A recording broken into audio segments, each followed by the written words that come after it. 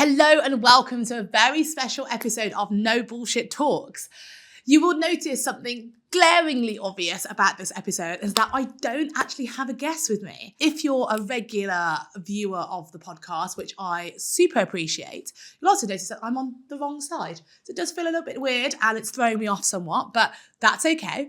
I wanted to say first and foremost, thank you so much for tuning in this season. It's been the most incredible season with over 50,000 streams on Spotify alone, a bunch more on YouTube. We've 10x our viewership and it's just been so wonderful, the amount of people and the amount of comments we've had about the podcast. So I want to say a massive thank you to everyone who's watched and listened to the podcast. And if you're tuning in audibly as well, thank you so much. And do please leave a review on wherever you're listening because it really, really, really does support the podcast. And you won't notice the unusual setup, but you'll probably be used to hearing my voice. So let me tell you why I've decided to come to you today by myself. Well, first of all, it's been an amazing season, but it's been super tiring getting in a guest every single week. So since last season, the first season that we did was 30 episodes. I decided to make this one also 30 episodes. So we got to 29 guests and I've decided to have a bit of a recap episode. So that's what this is. This is almost like all the episodes in one big summary. So if you were to just watch one episode, this is probably the best one to watch because you get value for all the different episodes in one. But essentially what I'm doing is I'm giving a personal takeaway from every single episode.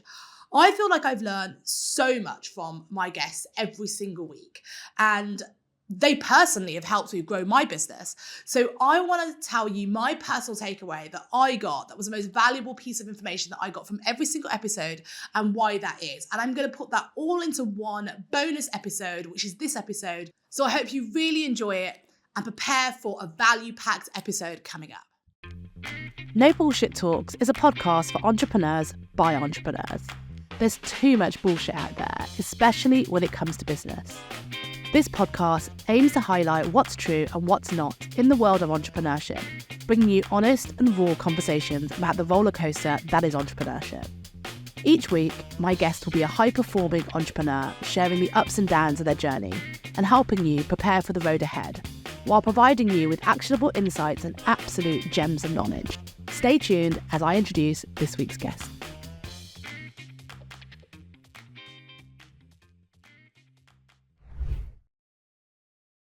So the first episode was Natalie Connor, who was a former barrister turned, tech founder turned head of GC at a VC fund and all this other stuff. Now she's a wellness founder running her own retreat company. I lose track of all the amazing things she does because she's an incredible woman. And now I'm super proud to say that she's a really close friend of mine and I really love her dearly. And it just shows you also that when we recorded that podcast, it was probably 8 months ago now, and we weren't as close as we are now. And it shows you how amazing podcasting is, because sitting down with someone for an hour and being so vulnerable and open and honest and raw during that time, telling each other your deepest, darkest fears and, concerns and horrifying stories and just talking it out in a real way, it can really bring someone closer together. And Natalie shared some of her darkest moments on the podcast and how she overcame them. And for me, the biggest takeaway was that resilience and mindset can help you overcome anything. And the thing is, obviously, you can't just get resilience overnight. It takes a lot of work and it takes great people around you to support you. And you need strong mindset to be able to have that resilience as well. So they go hand in hand. But what I realized listening back to that podcast episode is that you could be at rock bottom and you could be going through the absolute worst things in the world, but you don't realize that some of the best moments of your life are to come. And Natalie went through rock bottom and she's now currently living the life in Ibiza, just having the best life of her life. And she's running retreats, changing people's lives, and she's so happy and making such a difference in so many other people's lives. And she went from feeling just like there was no way out and nothing could ever get worse to that, with a lot of work on NLP, and she's like a certified NLP practitioner now, and just worked on herself so much to change her life so much in such a short space of time. So for me, this was the most valuable lesson, and definitely listen to her insights for how you can try to do that the same in your life. I feel like lots of people out there have health concerns or have health problems and are actually ignoring them, or they don't are aware of them.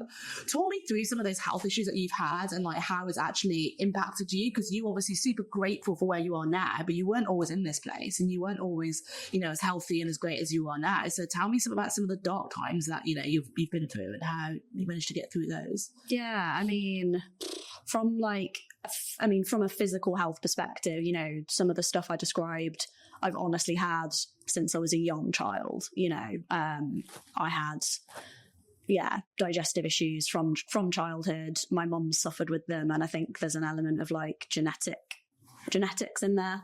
And, you know, that ties in a lot as you age with the hormonal stuff and skin stuff and everything else. And it's been pretty debilitating at times, honestly. And I've, you know, tried a lot of different medications, which have probably actually exacerbated things, to be honest. And yeah, that's been super hard. And then I guess on the kind of mental health front, which is what brought me to kind of the mindfulness aspect of what we now kind of deliver through Elevate and all the stuff that I've done. You know, I'm a big believer in the notion that nobody kind of comes to mindfulness without having gone through some pretty dark shit. Because if you haven't really experienced anything difficult, you kind of have no reason to turn to those tools, you know? And so, yeah, I mean, my like rock bottom moment was coming up to 3 years ago now. And, you know, friends tell me I should write a book about this because it's just so nuts. But, you know, everything went wrong for me in my life in one go. Like my partner left me. We were in a difficult situation in terms of me and my physical state.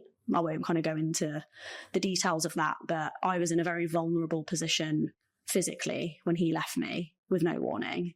2 weeks later, my house flooded and I lost every single thing I owned. And this is like a house that I'd hustled to buy, you know, a few years prior, again, with no help. And yeah, I lost every single thing I owned kind of overnight. And I called on, you know, my recent ex to come and help me. Like, he was the only person I knew in London at the time who had a big car, and he just like ignored the call. And, you know, my neighbours were like we were evacuated from our homes on boats, you know, by the fire brigade. And then within another week of that, I ended up essentially in like a whistleblowing situation at work, in a relatively new role, where I was being asked to do some dodgy shit and refused to do it. And I was forced out of that job. And so within a matter of weeks, I had lost my partner, I had lost my home, I had lost my job. And these were all of the like pillars of my identity, you know, like in a way, like especially work. But then I guess also my home was my safe space. Like, I was a really like home oriented person. And I was just sitting in this flat that my insurers were paying for, you know, in Fulham, with none of my own stuff, looking at the smoking embers of my life, thinking, what is the point? Like, what is the point in me being alive? Not in a kind of, you know, suicidal sense, but in a just like, everything that defined me is gone.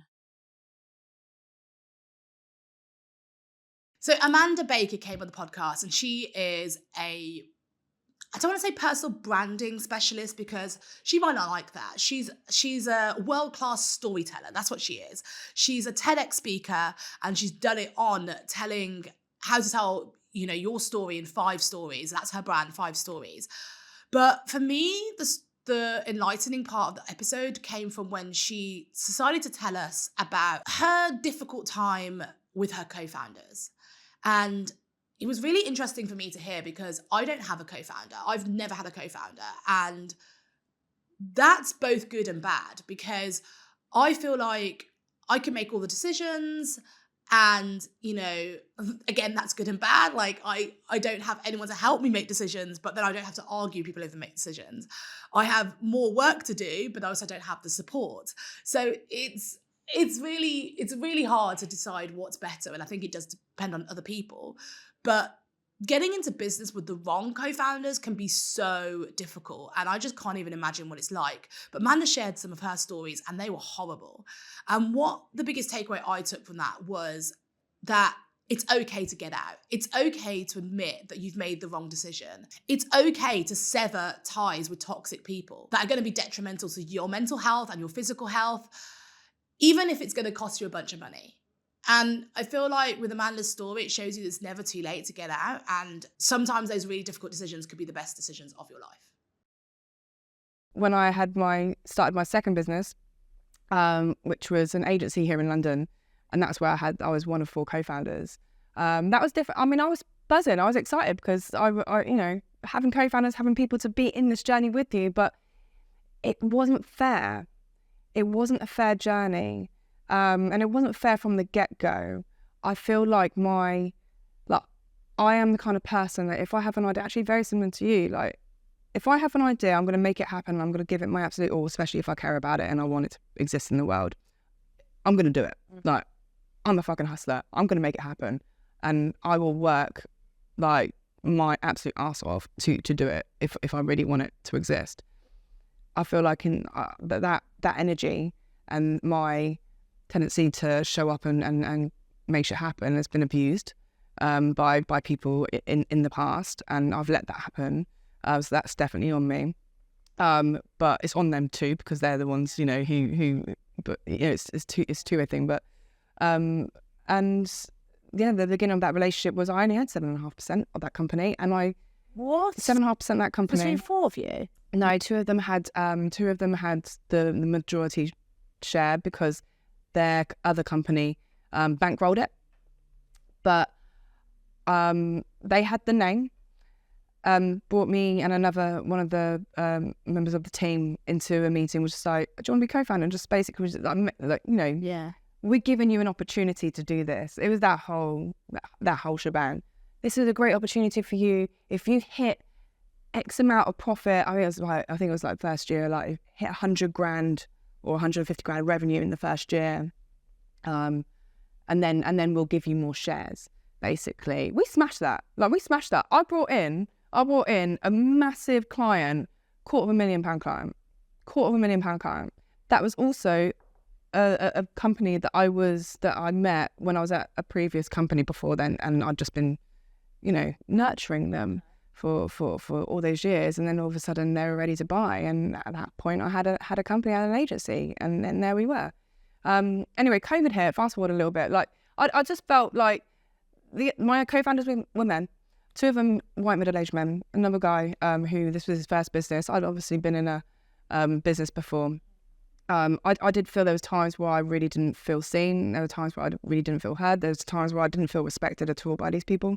And yeah, I felt emotionally abused, and I felt like they took the piss out of my talent and out of my energy. And I mean, I got that company off the ground and brought money into it, and I was burnt out by the end of it all.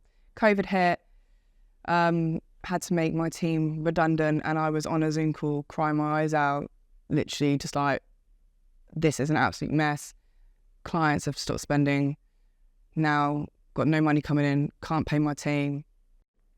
I'm very emotional on a Zoom call, and one of my co-founders says, Amanda, now isn't the time to get emotional. I saw red. That was all that I needed to hear to be like, do you know what? Fuck this, I'm out. And I literally closed the laptop, and I just was shaking so much. I cried, I sobbed, and bogeys coming out my, like, literally, honestly, like, bogeys just everywhere. It was sexy. I mean, Ryan was like, babe, what's happened? Like, someone's literally died. Honestly, like, someone had literally died. He's like hugging me, and I'm just like, you know, there's that crying when it's just like, you cannot breathe. That's how it felt. Like, it was just madness. Like, oh my gosh, it was intense. So Jason Graystone is probably one of the world's leading people who teach day trading. Now, whatever you think of day traders and that whole industry, I'll let you watch Jason's episode, because he is also a TEDx speaker now, and he has produced some really wonderful stuff. For example, his course for like day trading for beginners, that has got over 4 million views on YouTube alone. That's unbelievable. He's extremely popular online with his podcasts, his videos, his social media. He's influenced positively so many people from all around the world.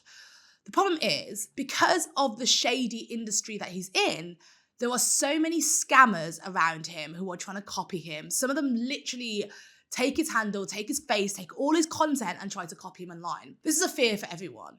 We've had this with our agency website recently, so much so that we're going to have to completely rebrand everything we do and give up a lot of stuff that we had to do with our agency because of scammers. Now, Jason doesn't seem fazed by them. He's so confident in what he does because he does it for the right reasons. He believes that he's doing it to help people, and he loves helping people and then passing on that knowledge, and he's so passionate about it. He genuinely cares for the people he's teaching. So he knows that people can't fake that. There'll be scammers out there trying to copy what he does and try to make get rich quick schemes. But the people who really believe in him and know it's him, they'll always be there. And so for me, I think like the biggest takeaway was that if you stay true to who you are and do things for the right reasons, people will come to you and people will trust you, and you'll always have your tribe. I wouldn't trust most people who are going to say, oh, I can help you trade. Yeah. You've seen the bots on Instagram. Most of them have got my picture. I guess it's flattering at the same time, but it's also just must be so difficult for your reputation though as well, because like if those scammers are there like with the bots, like trying to scam people from it using your face, then how are you going to do it with your actual with you doing it validly? Like it's really hard. Like I feel like you might post and suddenly all these people go, so-and-so helped me trade, I won loads of money or whatever, and it's just all fake. Yeah. How have you found like building your career in this industry? Because it must be a consistent uphill battle. Yeah. I think the fact that it wasn't a deliberate career and I was doing it because I truly wanted people to get the truth, that will outperform and outlast and, out stamina anyone who's trying to copy me or anyone who's trying to jump on a quick buck, because I wake up every morning wanting to share this stuff, whereas they're doing it, they're fighting against, as I say, imitation is suicide, right? It's because they're trying to pretend they're someone else. That's going to get very tiring. The guilt's going to eat away at them eventually. They're not going to be one step ahead of me, ever. They're always going to be behind me because they're always secondhand information, right? So I think I do appreciate that there are people like that, and it's been very tiring over the years. But for me, it doesn't feel like work still. It's like I'm just still going to talk about what I'm inspired to talk about, and I'm still going to help people. And anyone who does end up getting scammed by those people, try and just see it as a lesson in the long run. Try and see it as, yes, you might have lost £500 being scammed, but how much has that earned you in the long run? And what has that taught you? That's really the only positive that I can spin on. It's hard to feel like that though at the time when you're being scammed. Of course. So Nicole Bremner is one of the UK's leading property developers. She's done so well for herself, and she's got a best-selling book called Bricking It. And she is also now a financial coach. And she came on the podcast to discuss her SAFER system, which is an acronym for, learning what the best things to do when it comes to investing in property. And I'll let you watch the full vid on this, but S stands for strategy, A is area, F is funding, E is exit, and R is repeat. And it will make sense when you go into detail of all of it. And when you think about it in terms of property, if you go through those, it makes sense, have a strategy, work out the area. But I started to think, this also applies to business. If you apply these 5 things to business, you need a good strategy. And I think people miss out this step so much. You've got to start with a strategy. If you don't have a right strategy in place, how are you going to be able to execute your plan? And then picking your area or niche is really important in business. Funding, how are you going to fund this? Like, people don't think about it. They don't do budgeting. Budgeting is so important. E is exit. What type of business do you actually want to do? Like, do you want to sell your business to someone later down the line? Do you just want to have a lifestyle business, which is absolutely okay, by the way? And then R, repeat. So keep doing it when you've got something good, and is it a repeatable business that other people can pick up? There's so many different areas of this that apply to it, and I just thought it was really interesting. So take a listen to what she talks about in the SAFER system and how she applies it to property, but then think about how you can also apply that to business. I guess I've distilled down my advice into an acronym, and I know these are quite cringy, but I was sitting down thinking, what would my advice be to someone coming into property right now? And I think that I've come up with what I call the SAFER system, and it is strategy. Just be really sure of your strategy. And I will say that you've got to make sure all of these things are in place before you even look at purchasing a property, because there are so many minefields. So strategy. What is your strategy? Is it buy to let? Is it my initial strategy, which was develop and sell? Is it HMOs? Is it holiday lets? There are so many different strategies out there. And I think a lot of people just teach one strategy and say, yeah, everyone should be doing lease options, for example. That's not true, because what might work for one person doesn't necessarily work for another because of tax situation, because of their available capital, whatever it might be. So it's strategy. The next is acquisition. And where are you going to acquire? How are you going to acquire? Have you thought about your various areas? So you might be based in London and think, I'm going to buy up north because it's really cheap. But what do you know about property up north? You know nothing. And so many people have come to me and said, I wanted to buy this whole street up north because it was so cheap, and I didn't even look at the properties. I interviewed a lady, a lawyer, last week, and she bought 3 houses in a street that she'd never even walked into. And then she got there and thought, I'm too scared to even leave my car. There's a reason why they're selling for £60,000 under auction. So just be really, really clear on your acquisition in your area. The third thing is funding. How are you going to fund it? Debt, have you got the ability to raise a loan? Do you have the ability to put the equity in?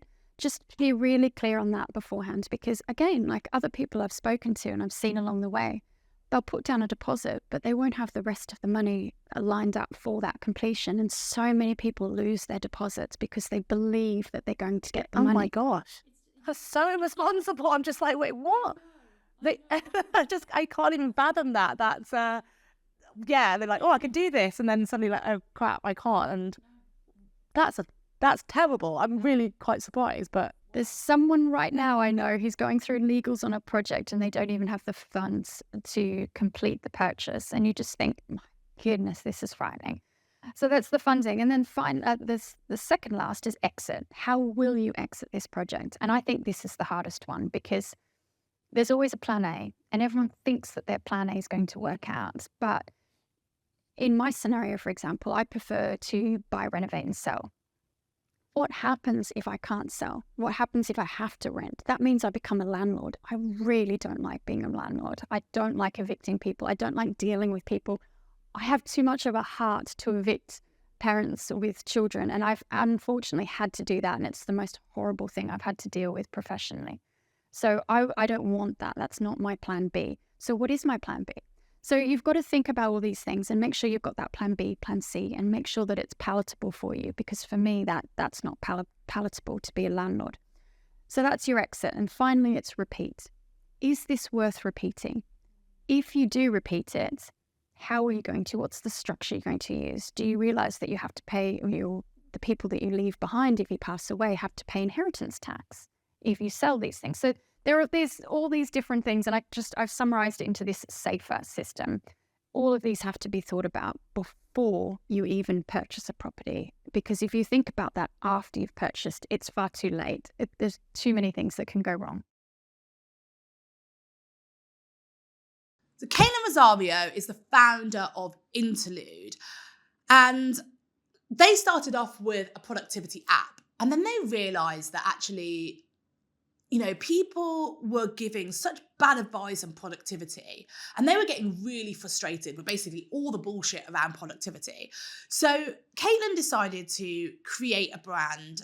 Is it a brand? I guess it is a brand, but a term called anti-toxic productivity, where she's explaining how to be productive, but without it letting it take over your life, which I absolutely love.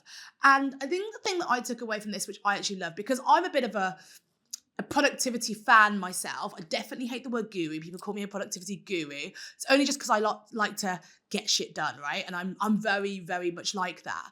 But I do totally agree with a lot of the stuff that's out there, which is quite toxic for you.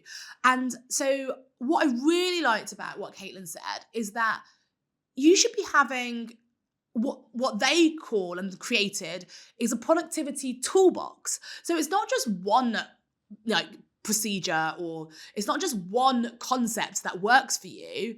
It's actually a multitude that may work for you. For example, we talked about the Pomodoro technique, which is the one where it's 25-minute short bursts. Now, I love this for little tasks, like for especially like admin stuff, which can drag on, and you kind of do it in a 25-minute burst. You go have a 5-minute break, you come back and you feel a bit more refreshed. But imagine if you're doing deep work. That's not going to work if you're just constantly being like alerted every 25 minutes. You can't get into flow. So there's different techniques, and people like time blocking or Eisenhower matrix, whatever it works for you. It's important that you've got a full toolbox of stuff that you could help, rather than just one thing that you try to do. And these gurus saying that this is the way to 10x your life, and this is the way to save 5 hours a week. It doesn't always work like that. So I really like Caitlin's stuff. So please do check it out, because Interlude have got a whole load of workshops as well on anti-toxic productivity. It's totally worth checking out. So now we deliver corporate workshops, and the whole point of it, we call it anti-toxic productivity. And the whole point of that, the reason why it's called that, is because what's toxic to you might be exactly sweet for me. And so, no, none of those things work for everyone, and it's not the point. So we do 3 kind of core sessions, and the middle one is all the kind of practical stuff. And the point of it, literally what I say in it is like, all of these will not work for you. Like, we've actually, my partner designs my own deck. Like, he's very proud of it. This slide that's like a disclaimer at the beginning of a film is like that. It's like, these won't work for everyone. Like, yeah, before we go in, don't get all het up. Like, I tried time blocking and it doesn't work for me. Cool. What we want people to do is, the whole point of what we're doing now is teaching people about a toolbox of different things that you could have. And it's about really interrogating your work to see, what do I need right now for this kind of work? But having that knowledge and awareness of other things that you might need to use so that you can deploy them when you need it. So you mentioned Pomodoro. You can't do deep work if you've got an alarm going off every 25 minutes. But that is exactly what you've just said is kind of what we're talking about, which is you've got Pomodoro in your pocket, and you're like, okay, so for me, Pomodoro works really well when I have to get through big chunks of reading, because I get tired reading stuff. So like, it works really well to set a timer and be like, I'm going to read this, like a lot of scientific studies. Sorry, scientists are really yes. So I'm like, I'll read it for 25 minutes to take a break. But what's great about it is, different people respond in different ways, and I'm super competitive, so I then start to try and beat myself. So then I'm like in competition against the clock, and I'm like, so then comes another thing, and that's the whole point: is how can you take these kind of basic ideas, or these systems, these processes, these strategies, and make them your own? And that's my problem with a lot of the productivity media. I cannot stand when people are like, do this and it'll change your life. It's like, do this and it might change your life. There'll be some people it will change your life. Someone else, you're like, this isn't resonating with me. But maybe in 10 years, they'll be like, oh, you remember that thing? I'm going to try it now. So I struggled with this, because I felt like I was being too nuanced for social media. Being like, I felt like I was context collapsing all the time. Being like, oh, you could do this, you could do that. Actually, after a while, I've decided, no, I'm going to stick to my guns on this, because I really don't like people stating their opinion as fact, especially when the fact is contrary to the opinion. If you have 100 productivity tools, tips, systems, whatever, they will not work. Is not one person that all of 100 of those will work for. But on the flip side, I really want to challenge people to be like, okay, you tried time blocking once and it didn't work for you. Actually, science says that it is really good and humans, it really works for you. So maybe try using it in a different way and see if that works for you. Because if you're complaining that things aren't, that you're not productive enough, whatever that means to you, or you're not getting through things, you want more free time, you want more time affluence, you want more creativity, maybe try it in a different way. So from all angles, I'm trying to challenge people to think about these things a little bit differently, because it is really frustrating when you're told this works for you, but it's also really frustrating when people say to me, that just doesn't work for me. I'm like, well, trying for a day doesn't really count. So Marcus Hemsley came on the podcast perhaps as the founder of Fountain Partnership, which is a big marketing agency and a successful marketing agency at that. But he also is the founder of a new retreat brand, which, you know, kind of helps on founders' mental health and helps them reduce stress. And, you know, we didn't even get talking about marketing because he was so passionate about all the personal development areas that he kind of works in. And so we covered a lot of really cool stuff that's really amazing for founders. And one of the things that I really liked was the concept that he talks about of anxious money versus peace money. Now, there are a lot of people out there who are great at making anxious money. I'm great at making anxious money. And it's like, you know, that mad hustle that you do when you know you've got to make payroll and you've got to pay this bill, you've got to do this, and you can make just enough money, but you're constantly checking your bank account, you're like worried that you're not going to make, you know, you have enough money to be able to pay the bills. But then the other side of it is peace money, where it's actually like, you know, you were constantly covered for all the great things that you want, and you're able to take these luxuries in life and not have to worry about your bills. And I just thought that's so much a better way to live. Like, sure, we can make money, but what is your number if you're at peace money versus anxious money? And it started to make me rethink about things, because who needs extra stress in their life? Who needs to be like, oh my God, I have just enough money to pay my staff this month, but then I've got to cover this, I've got to cover this. But say if you want to do your own course, or say if you want to actually take a break, are you worried that you're not going to be able to make payroll the next month because of it? That's anxious money. So it started making me think, what is my magic number to think that I need to be able to make every single month to comfortably live a life with, you know, occasional luxury and be at peace, that I'm not going to be stressed and have to overwork every single month to be able to cover all the right bills. I was chatting to someone fascinating out in Silicon Valley. She deals with like entrepreneurs that are on the edge of burnout. And she says there's a distinction between peace money and anxious money. And she's like, Marcus, you're really good at making anxious money, right? You're really good at getting anxious and stressed and going out and making money. Anyone can do that. Trouble with that is there's collateral damage. On your body and on your mind. And on your relationships and everything else, right? So it's like, this is a really cool idea. What about peace money? So mastery is like being in the zone, being relaxed, and then being able to make money, which is true, right? Because business is an intellectual sport. So actually, like, when you're in fight or flight, when you're stressed, you can think to an extent, but you now have your best ideas, right? So like, let's just take you, for example. Where do you have your best ideas, Sabrina? In the infinity pool inside the spa downstairs. That's where I always go. I genuinely do. Yeah. Like, I just lie back and it's so relaxing. The jets are on and I'm just like, oh. And it reminds me of, you know, I'm a big Friends fan. It reminds me of that scene in Friends where Chandler's like, could I be more relaxed? Or like, you know, that's how I feel like it's sort of saying. And just, you know, and he's in the bath, the episode when he's in the bath is like, it's hard to care when you're this relaxed. Like, that's how I feel. And I just lie back. I just stop thinking about things. And obviously I don't have my phone. I don't have music. I don't have anything distracting. And these ideas just flood into my head. And I'm like, oh my God, that's amazing. And that's where it happens. Exactly. And everyone's the same, right? People say when they're going for a walk, where on a holiday, etc. Yet we kind of live in a world where we're overly processed, overly stimulated, and we haven't got space to be that creative and get those insights. Yet it's those insights, those best ideas that have probably propelled us to where we are today.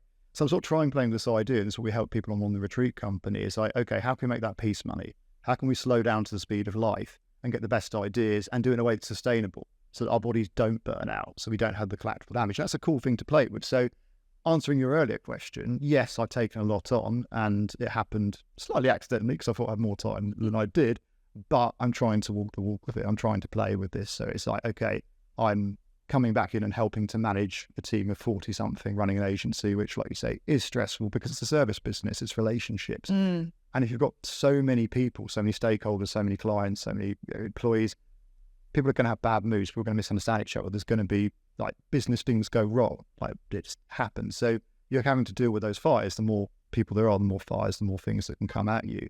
So being able to just have that resilience and actually come to it more in the zone and not sort of, have that sort of emotional roller coaster. I think one of my favourite terms in a minute is emotional sovereignty. That's sort of my word for the year, right, or words. Peony Li is one of the most incredible women you'll meet. And these aren't actually my words. I'm pretty sure this was Stephen Bartlett's words when she went on Dragon's Den. And she went on Dragon's Den and turned down their money. I mean, you've got to have so much confidence to be able to do that.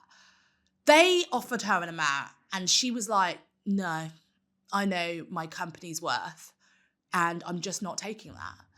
And, for those of you who've listened to a lot of my stuff, I hate the term I know my worth because it's thrown about on social media and misused by people who want to just demand more and they can't justify it. The difference is Peony is so accomplished. She's already raised more money pre-seed by any female founder ever.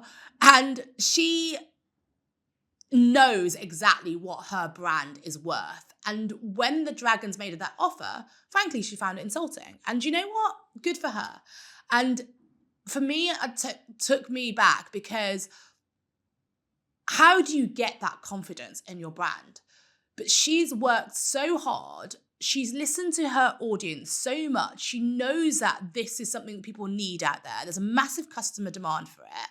She's got gorgeous branding and great messaging. She's great positioning. She's already got proof of success. She's in Boots and all these other big brands believe in her. So she knows that she's holding out for something better. And I think I was so impressed that she wasn't quick to rush to get some influencer investor on her books because it might sound good and it's good for PR. Instead, she decided to hold back and was like, I can do this myself without them for now. I can go out there and find a better investor who does believe in me. And that was an amazing takeaway for me. I absolutely have to ask you your time on Dragon's Den because it was a great episode. And it's a lot of people's dreams to be on Dragon's Den. You said it was yours in the episode as well. And, I loved that they gave you so many compliments. You must have felt great about that because their dragons weren't all of you. I mean, Stephen Bartlett wanted to hire you. And it was, they thought you were phenomenal. They loved the business. But you guys obviously couldn't agree on a price. And I want to talk through all of this. So you've already done phenomenally, you're super successful. You've raised at the time, you was like 5 million. I know that you've raised more money than any other female entrepreneur in Greece in the seed round, right? And I feel like there's so many women out there, any business owners, who just want a fraction of the success that you have. And so many people would snatch that chance for Dragons. They only wanted 3% of your company, right? 3%. And you were like, no, that's too much. And I watched that. And I'd already met you at this point when I watched that episode. And I was just like, you are so brave. Like, there was you were just like, actually, no, do you know what? I know what we're worth. And your money's not good enough. I was in such awe. Like, I know it was amazing, but talk me through all of that. Your time on Dragon's Den, how did you feel? And what gave you that, confidence to say no to Dragons? Yeah. Well, first of all, what the show didn't show on TV was how the Dragons was actually really tough on me. They were so tough. And that's the other thing. I could see a little bit. They were asking you really difficult questions, and my God, you composed yourself. I mean, I don't know how you did it because they were tearing some of that stuff apart and asking about competitors and numbers and what else was tough. What do they do? So one of the dragon was like, I think you underestimated how much time it would take you to go to these retailers. Because at the time, we already had conversation with Boots, with QVC, and with Holland & Barrett. And we were saying that we're going to, go into these big retailers soon. And he did not believe it. He didn't believe that we're going to go there. And then Stephen Bartlett was like, you spend too much on marketing. This is never going to work. You don't have product market fit. These are the things that the show didn't show anybody. And I was so impatient, to wanting to persuade them we have product market fit.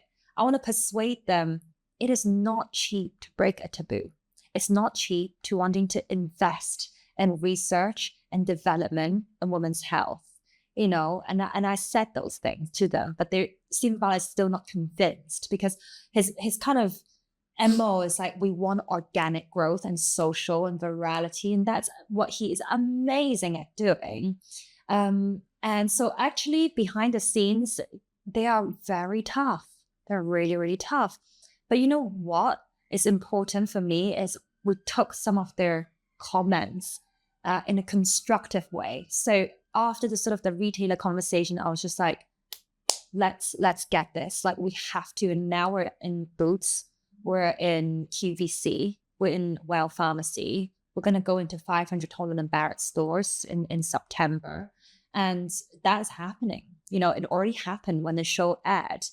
And then with Stephen Bartlett, I think his advice is so valuable. Like, our marketing cost was 3 times less than what it was before. And so, all of that were, a bit of a wake-up call to be like, I know that marketing cost is high, but I also know we need to get it down now and immediately. We put so much focus doing it last year, and we do it so much more effectively. And when I say all of that, actually, it is just better content, more valuable content. We hire ambassadors to say it like it is, and let's not skirt around the topic and just say it. And that resonates with so many more women sitting, behind their phones and looking at our ads. And so the advice and the criticisms in Dragon's Den fuel us to want to do better and do more. And I believe I can without their money. Of course, it would be great to get one of them on board. Like, I still really want, Emma Greedy or Deborah Meaden to be on board. I love, 2 of them. They're just amazing people.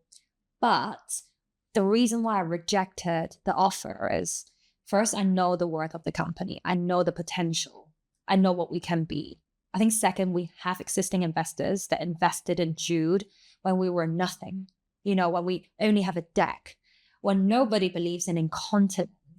And who the hell is POV? They invested 2 million, 4 million in me and a deck.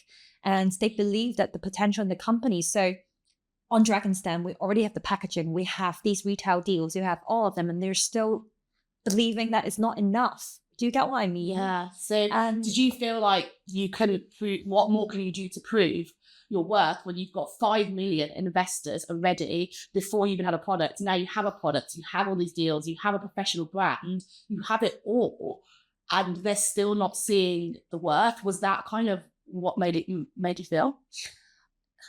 Yes. And I think it's not about the worth now. It's about the potential worth that they can't see. And, we all know when we're younger, we all know what we are capable of doing, and we know where we want to go. But when you talk about your dreams, somebody will be like cheering you on, and somebody will be like, Sabrina, you'll never be able to do it.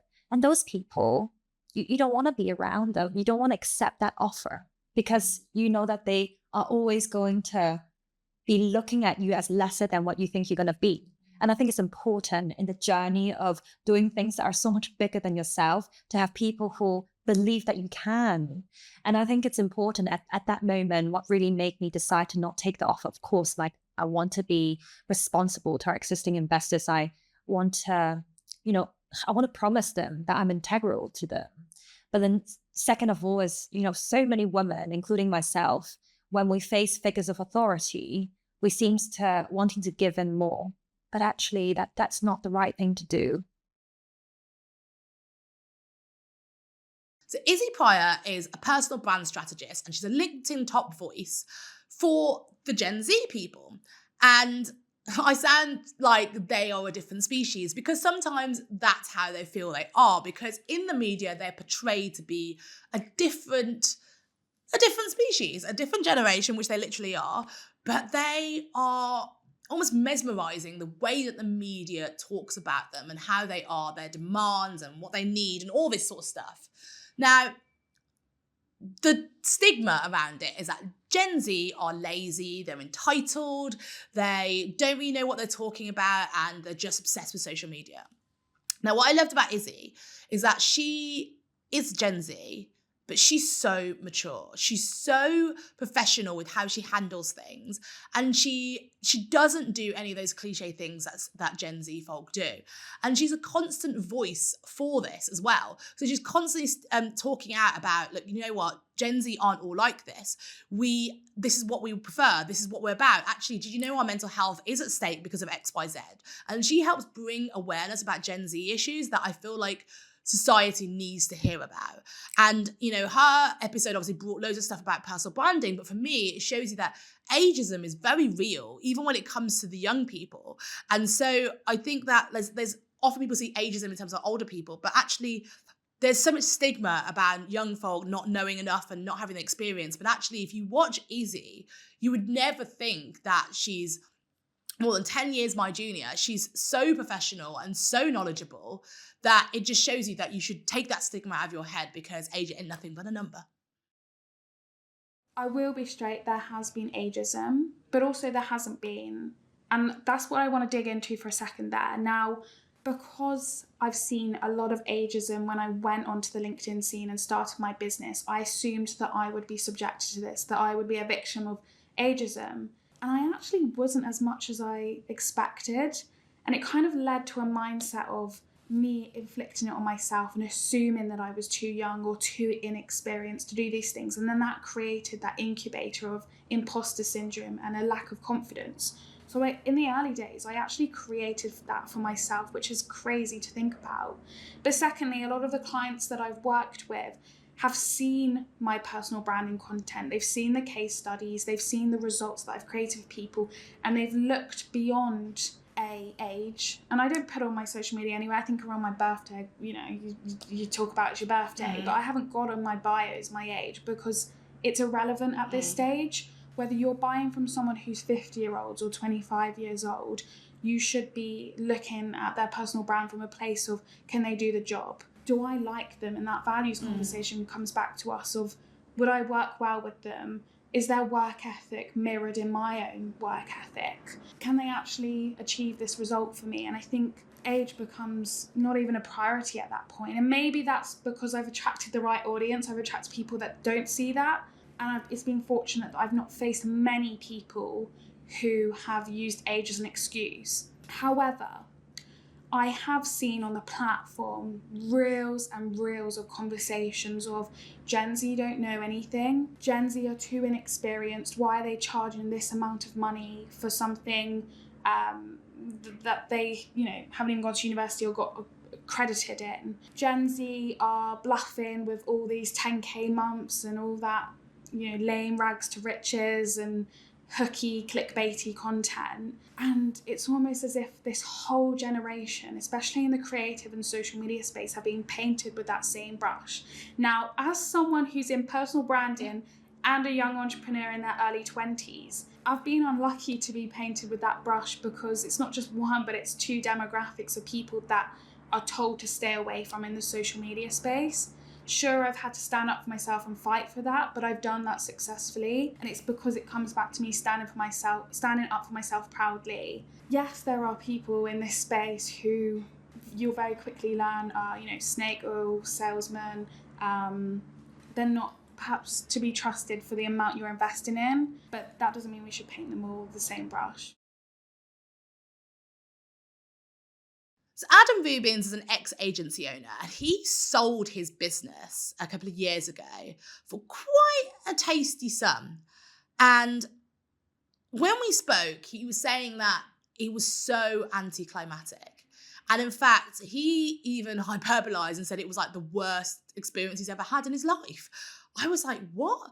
There were so many people in the world who are just desperate to sell their business. And in agency world, this is super glamorized, right? So it's like your whole goal is to sell your business. But Adam did this and was like, it was awful. It was so terrible. You have no idea what actually is the reality when you sell a business. So this really opened up my mind.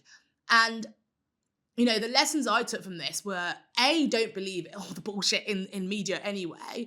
But B, like, there's all this glamorization about selling your business, but actually it isn't the most profitable solution always all the time. And it isn't always the best solution for you and your mental health. So, and it's absolutely okay to just want to have a lifestyle business and run a smaller business. You don't have to scale and sell. And I think that, you know, hearing it from him, who's done it before, and now hearing it from others, it just makes you realize that there are so many different ways to run a business, and you just got to do what feels right for you. Oh my goodness. Where to start? And thank you for triggering me. No, it's fine. Honestly. Well, look, it is... I've done most of the big stresses in life, the marriage, kids, buy a house, divorce, you know, all of the big stresses. I would say selling a business for me is definitely up there with the most stressful things I've ever done. And I have had, I have burnt out previously. I burnt out when I worked at Disney, and I certainly burnt out when I was selling my business. And it is a very, very, very challenging process. And it's one of those things that no one can ever quite understand until they go through it, which makes my job quite difficult because I'm selling something to people that they don't know that they need, but they need it. But that's remarkable. So everything we just talked about, preparing your business for exit, and you even said at the beginning that you wanted to do this. This is one of your goals, right? Yeah. So if this is something you've wanted for so many years, you've worked and worked and worked to get there, surely that should be one of the most magical, stress-free moments of your life. I appreciate there's some stress in it, but didn't you feel relieved? Didn't you feel accomplished? Look, I think most leaders, I don't want to say all, but again, I coach a lot of people, and you hear the same thing from a lot of leaders. Imposter syndrome, and it's lonely at the top. So you're talking about people that are battling with relative low self-confidence, but high egos. And there is a combination of those two things happening at the same time, which is very difficult. Not to mention that a lot of people's identities are linked to their job, and their self-worth is linked to their work. So, you are facing a lot of things when you're selling a business. You're facing a lot of hard questions. If you think about a burnout, I always classify a burnout as extreme fatigue coupled with high intense pressure and a misalignment of values. And when you sell a company, you go through all three of those because you can't tell people you're selling. So you're keeping a secret from everyone, and you're making decisions about the business that run contrary to your normal behaviors because you have to keep your margins high whilst you're selling the business. So when someone comes to you and says, we've just won a big piece of business, I need to hire someone, and your normal answer is yes, your answer this time might be, sorry, we can't do that. And then they might say, why? And then you have to lie. And if you're a leader, for a lot of leaders, that's very difficult. You want to be transparent. I was a very transparent, I wanted to tell everyone everything. So lying to people for 3 years, basically. 3 years? It was a 3-year process from start to finish. I found very, very difficult. Not to mention, as I say, the business has got to be performing. So during the day, you're putting out fires, keeping the business performing. In the evening, you're working with brokers, lawyers, accountants, stakeholders on both ends, and everyone is pissed off with you. Everyone. Not to mention you go home at night and your wife is like, are we ever going to see you? Oh my God. So you're failing everyone all the time, and it's very difficult. And like I say, because we had offices all over the world, I was on a plane doing long haul travel all the time. So my life just lost the sense of momentum, and I was not living my values. We were going through a very challenging process. I would say ours was harder than most and longer than most.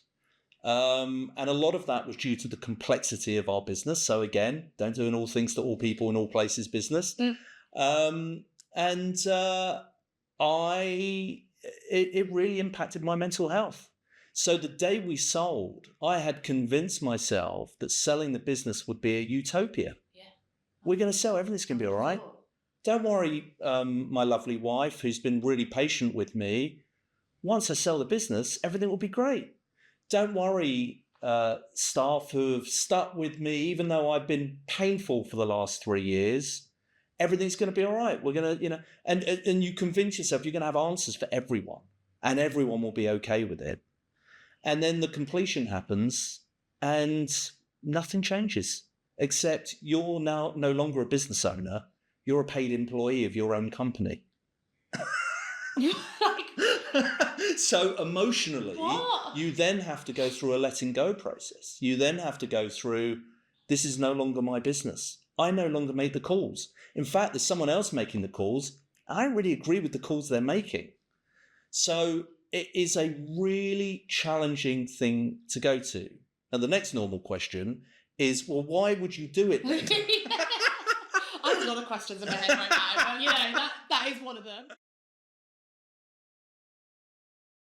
So Patrice Gordon is one of the world's leading experts on reverse mentoring. She's done an official TED Talk for TED on the topic. She's written a best-selling book. She's an incredible human working for all these amazing brands all over the world, literally being flown all around the world to run reverse mentoring programs for people.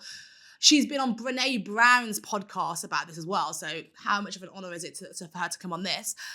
She's phenomenal. And our chat about it was so interesting, but what made it stand out for me was talking about the effect of having an underperforming member of your team on the business. Now, obviously, I'm aware that, having a certain member underperform, it can have a detrimental impact, but I didn't quite register the monumental impact it has on everyone on the team and how one small person can have this catastrophic effect. So it's like that affects performance, it affects culture, it affects mood, it affects everything. And in turn, that can really spiral. So it shows you that if there's someone who is struggling on a team, training is so important. Listening to them is so important. Actually taking the time to step back from some of those things that seem oh so urgent at the time, whether it's a client or whatever, and actually taking the time to speak to your staff and really getting to understand what their problems are and how to help them solve them could actually be so much more beneficial to you and your company in the long run, rather than trying to win a new client and, see that this one person brings the company down, so to speak, and actually could be absolutely catastrophic. It comes down to a lot of values. So I think when we're recruiting and we're deciding on who to partner with as well, it's around values. So like, do you believe in the ethos of the business or the team, whatever? What are your personal values? Like excellence, like delivering on time, like empathy, like whatever your values are you aligned? Energetic. I talk about energy all the time, but it's so true. Like energetically and values, are you aligned? And actually everything else you can work out, because I also find it's really interesting, but I find that there's a real lack of ability to have sort of real mature adult conversations, which is I'm really, I could be very direct but with empathy and kindness, right? And I think there is a big thing at the moment, people get very offended. About everything. Yeah. About apps. But actually, we are mature, we're adults. Yeah. We should be able to disagree respectfully and have a conversation about it, because our end goal is that we need to do X, Y, and Z, which is why the values thing is really important. Because I don't think you can move forward. If your values aren't aligned, you're never going to get to the point that you need to get to, because there's always going to be a big gap where you're just not energetically or valued. Yeah. And And I think that I also have witnessed like people, leaders take such great responsibility, especially if you're like got a small business, because every single person is literally handpicked to be part of your business to complete something, because you need that cohesion to get your train moving, right? Yeah. And so if one person is not performing, or there's like a little pocket of like underperformance, then giving enough time to allow that person or people or group to come up to speed. And then from an external perspective, that person would give someone else completely different advice. And this is what I spend a lot of time like, okay, if this was me, like what advice would you be giving me? Like, what if this was your best friend? If this was your sister, what advice would you give them about managing said team member? And it would be very different. And I think where I have done that in my life before and hung on to and given, I think there's a balance, right, between giving people the right level of support that they need to be able to perform effectively. But then I think it's a level of maturity. And that's when the real leadership comes in to say, actually, this is just not the right fit. And even though it's going to be much more difficult because I'm going to have to find someone else who wants to do it myself, etc., then actually that's like one of the key things that I've learned. And we're still having, and it's like the energy that takes to deal with people who are not energetically aligned. That's the tough one.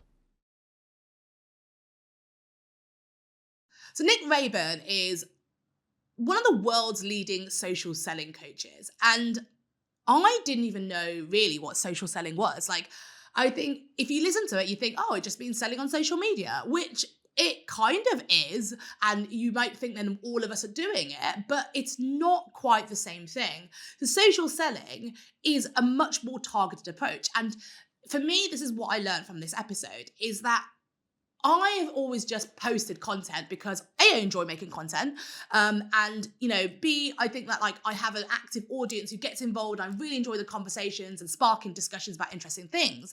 However, I've never really done it properly as a sales tool and really thought about who I'm trying to target and what I'm trying to get out of it. Now, what Nick does and what made me think was that if you focus all your efforts on exactly who you want to win as a client, you basically could target all of your content to speak directly to them. Now, if you made all of your content about them and solving their problems, and then when they finally find you, they should be able to be converted as a client. And if you have your end client in mind, it's so much easier to target. So I think that what I took away from this is actually how you can be so specific and really hone in and do some really targeted, marketing to your ideal client. So if I've got a target account and I'm putting that content out there and that target account's regularly interacting, and I'm seeing those target accounts regularly interacting with that content, and it's like, great, start this job. Very clever. But it's much more precision-like and much more like I know that I've got a specific target account I'm going after. So we worked with Panasonic last year. I think I wasn't connected to hundreds of people inside that organisation. I was connected maybe around 50, 60 people, but the senior decision makers that I needed to be connected to, I engineered it so that they saw my content on a regular basis. So should everyone be social selling? No, it's not. Okay. It's not for. I think there needs to be a distinction between, like, if you're a small business owner and you're selling to other small business owners or vendors, then effectively you're not really social selling. What are you doing? You're marketing, really, and then having sales conversations. Can we really clarify the difference? Yeah, the difference between the two is typically with social selling, it involves teams. Okay. So it involves armies of people producing content. Armies for your virus. Yeah, okay. rather than just specific individuals. Most of the stuff that you see in the LinkedIn feed, and most of the stuff that people are telling you about, making sure that you define your ICP and making sure that that really speaks to that person on your profile and blah, blah, blah. That's great if you're a small business owner talking to another small business owner, like it's a one-on-one sales conversation. But that very rarely happens when you're having much larger sales conversations. There's lots and lots of decision makers and stakeholders involved in that. So how do we engineer that to make sure all of those stakeholders and decision makers see that content? That's the difference between I guess the main differentiation is pricing structure, really. Like if you're going after, £500,000 deal versus a 5K deal, and it only involves one person, and this one involves 20 people, that's the difference between social selling. It feels a little bit like brainwashing, Like we're just sort of like dropping these little subliminal messages. It's not brainwashing. So you're think of it like you do when you're in the sales process. You're digging and asking questions and trying to get to the heart of what it is the customer wants, and that's effectively what you're doing with social selling. You're kind of you're asking those questions of the vendor and then producing content that answers those questions, and you're answering those questions in the comment section on that content as well. So the perfect combination is if you produce a piece of content, it's for that vendor sees it and then comments on it, and you respond to that comment, you are in a sales conversation with that person. And I do like it. I think it's a lot more natural than just like reaching out to them and saying, you know, just thinking of you and all that nonsense. And like, you know, that doesn't work. And they always feel like they'd stumbled on your content and they feel like it's coincidental. But it is to a certain degree it's engineered, because if you go into we go and train large companies, they can't rely on luck, or there has to be a process to it. It has to be just like sales is. There has to be a process to it. Yeah, and I guess it's the same as any sort of marketing in a way, because it's like, you know, billboards are there at like train stations when you're standing there, and you know it's timing at the end of the day, and a lot of things are about timing, and so you just happen to see something that you need. I think the main distinction is I always think of traditional marketing as more broadcasting. Yeah. So it's like here's my thing, buy my thing, here's me, check me out. Whereas social selling, it's like it's much more granular, much more contextual. You're having a two-way dialogue with and a lot of it is listening. You're listening to the other person, seeing what they're saying, and then responding through your content and your comments to that person. Yeah, and I think then timing is less important, because with marketing there's a lot of element of luck, because it's just like you have to time it right and they just happen to want that thing as you're advertising that thing. Whereas social selling is you're waiting to listen for them to be talking about that thing, and then you resolve that. Yeah, we had a company that I trained a couple of years ago, and they had a new website built, and what they were doing, they were looking on that website to see what products and services or what products they were selling that their customers were looking at, and then they would go off and produce blogs that address that specific product for that vendor, and they made sure that vendor saw that. Yeah, no, I really like that, and I think that it's a much better use of your times. It's more targeted and focused. So Tobi Oredein is the founder of Black Ballad, which is the UK's leading digital publication for Black women in the UK, and she also launched a billboard campaign earlier this year in 2024 for International Women's Day with Google, which was insane. And she put 56 Black women on that billboard for those who, you know, are people to watch in their industries. And I'm obviously proud to say that I was one of those 56 women. But I was just, the episode was so eye-opening in the level of racism that still happens, sadly, in the UK. And it's like covert racism, so it's very difficult to deal with.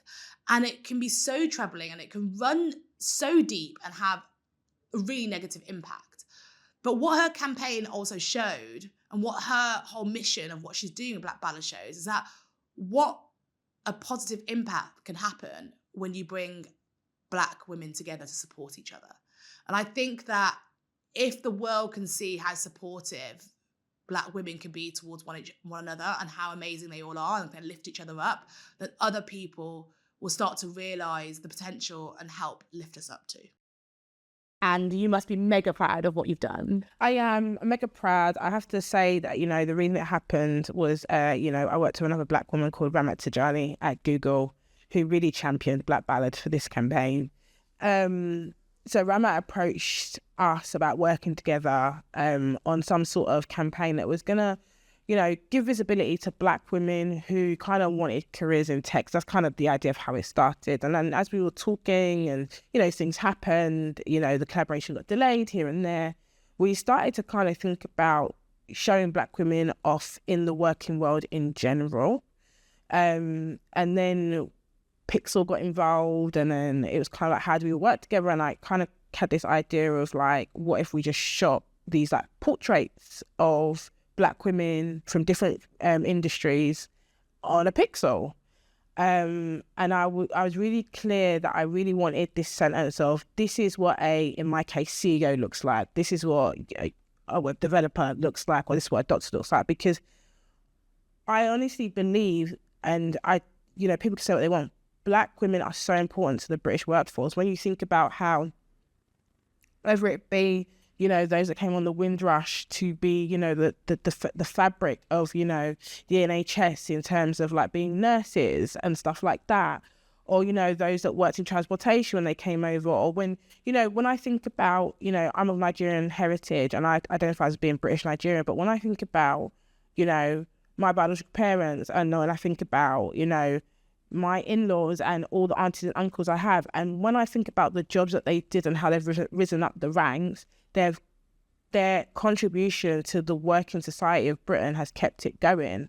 And I really feel that, like, that is never really, it's kind of celebrated, but it's never really boldly said. It's kind of like, we're more than just cogs in the wheel. We bring a huge amount of money to this country in terms of whether it be as entrepreneurs or keeping systems going. So I wanted to celebrate that. And we shot 56 Black women, from doctors to content creators. We had barristers. We had, HR professionals. We shot them over 3 days, which was very hectic, in the YouTube studios of Google. And we had an amazing photographer called Anna Pinto, and she shot everybody on a pixel.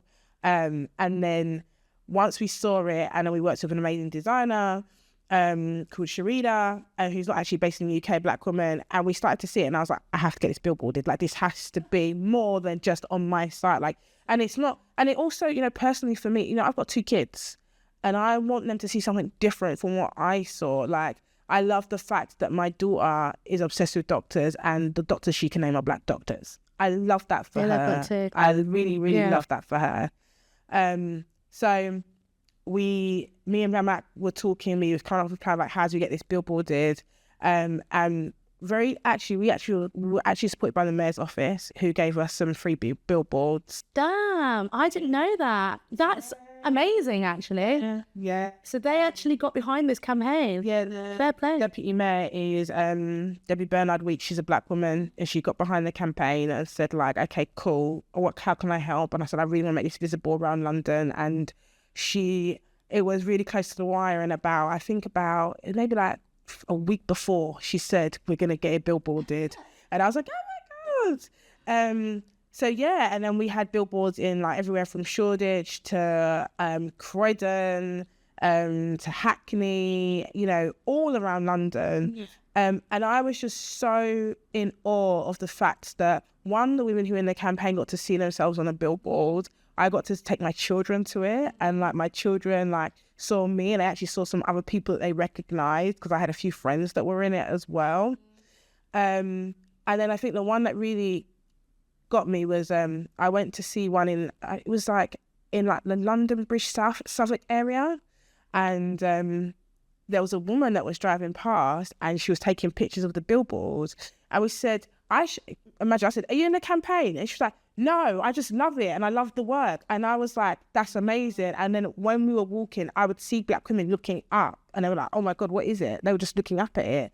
And I was like, this is what I wanted to do. I wanted Black women to really see themselves, and everyone else to see us. And we are the modern face of the British workforce. I truly believe that. I think Black women are so pioneering in terms of, we're smashing a concrete ceiling, and the route to getting through that concrete ceiling takes a lot of resilience and perseverance and tenacity. And I believe that every single Black woman who was in that campaign has had to display those characteristics to get where they are now. So Andrew Dobbie is known as Entertaining Dad on TikTok, but he's also the CEO of a great branding agency up in Scotland called Made Brave.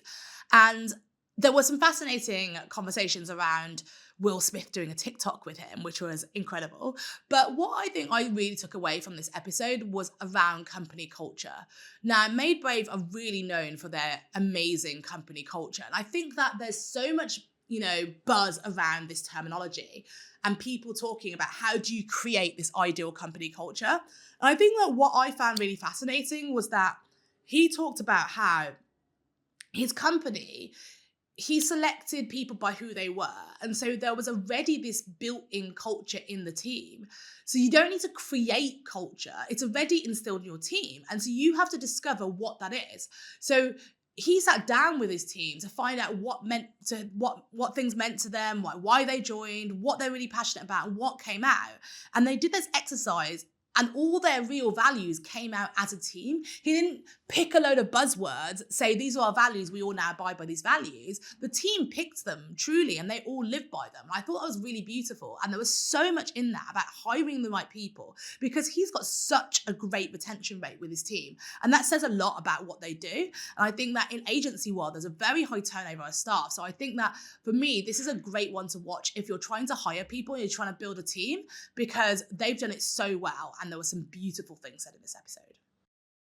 What did you do then to make Made Brave who it is now, and to build that culture and make a team that people are proud to be part of? I think it's also an interesting thing, because it's like when you're creating brands or creating culture, it is what is organic and what have you created out of, like what have you made up as such, right? And so what I did with Made Brave is I just let the first 2 years see what happened, right? And so to give you an idea, we would get Mexican food on a Friday, right? Burritos for the team. And, different people brought different cultural elements and traditions into the company. And there was always a lot of talk of Pixar and Disney, and we used the hashtag to infinity and beyond. And it just came naturally and organic and all these things. And then at 2 years, we'd sort of grown to 16, 17 people, whatever it became at that time. And I went, stop. And I went, what have we created here? And let's decodify it or codify what we had. And so it's almost what you're doing when you're doing branding for companies at scale. You interview everyone. You go, why are you here? What do you believe in? What did you join for? What do you love about this? What do you hate about this? And we did that with our team, and almost to distill what were the common things, themes, values, beliefs. And then we codified them into our values. I then, I had to keep resetting a vision, because everyone's like, what's the vision? I was like, shit, this was beyond the vision. I didn't think I had it in me to create a company of that size, and then we were going further. So then my job as CEO and founder is to sort of, right, okay, what's the vision? What's the purpose? What's the reason beyond making money? Because I've now solved the feeding a baby and all that stuff. And then we codified the values out of the team. So what all the shared beliefs that we had. And then we figured out, well, what's working on social media, right? Well, that's kind of becoming our tone of voice. There's a personality.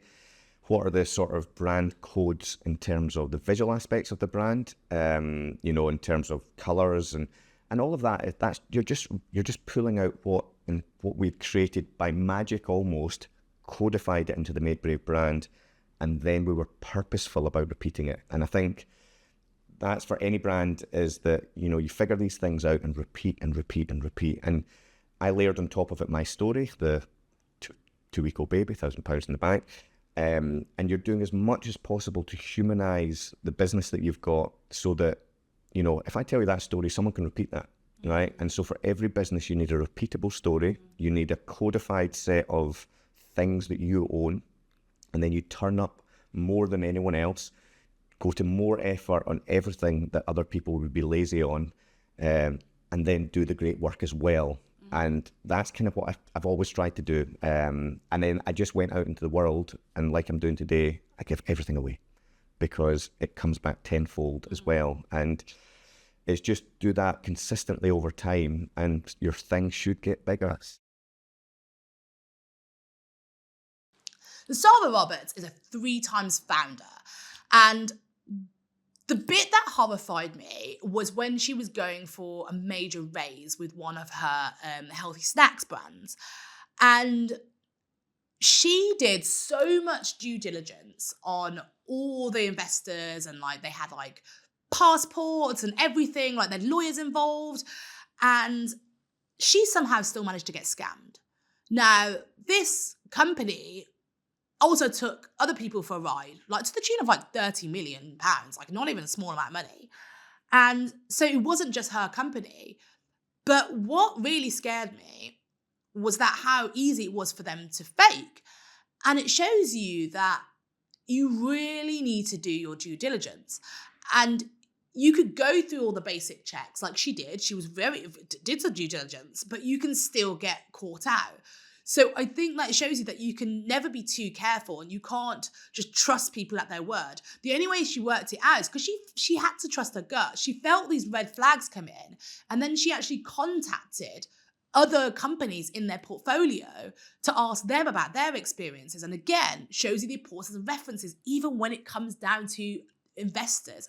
And I've been told a lot of this stuff recently as well, people posing as investors, offering them money, but then when you start to speak to other people about their experience with them, it's not all that it seems. So references are so important, and I think that that's what I took away from this, is that it's not just one reference. You've got to get a whole bunch of references to find out who someone truly is, because there's a lot of stuff out there and you will uncover it if you dig deep. It is important that founders know that there are risks out there. And what was more shocking to me is I thought there can't be that many out there. But in a closed WhatsApp group of founders, I mentioned it, and 3 or 4 other people stepped forward and said they'd had, not with the same people, but they'd had something similar. And so that suggests that the investment landscape, stroke fraudulent landscape, is getting more complex. It's getting more professional, dare I say, for want of a better word. So you need to be, when people tell founders to go and check where the funds have come from, I don't care if you are too nervous, take whatever you need to do and go check where those funds are coming from. You need to be in control of that relationship as much as they're in control. And I know VCs sometimes play that power trip, but actually you're in a partnership. It's akin to getting married for 7 years.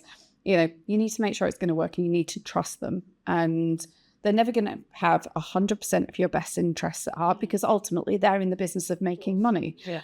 But a good VC or a good family office will make sure that they scale with you and they support you, because ultimately your success is their success. So there's a lot to be said for being more vigilant. And I think more so as well with women, I think we can be too trusting. Sometimes. 100%. Sometimes our guts kick in and we're like, yes. But sometimes we can be too trusting. And I think we need to actually look beyond that and get support around us. So Jidé Maduako is a former professional football player. He used to play for Leicester City Football Club, and then decided to run his own agency instead, which is kind of crazy. And he started an influencer agency, and so knows that industry very, very well.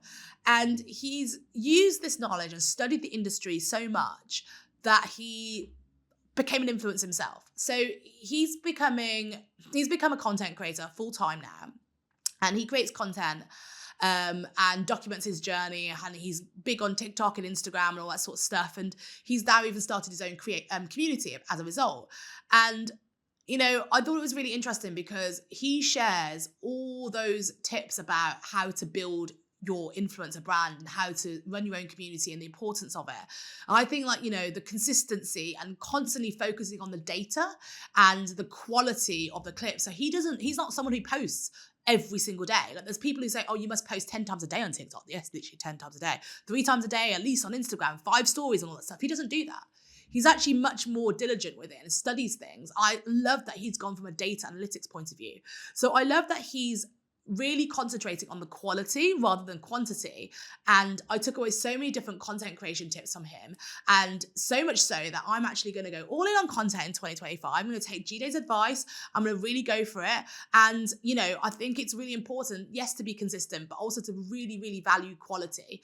And I think that this episode has so many different takeaways.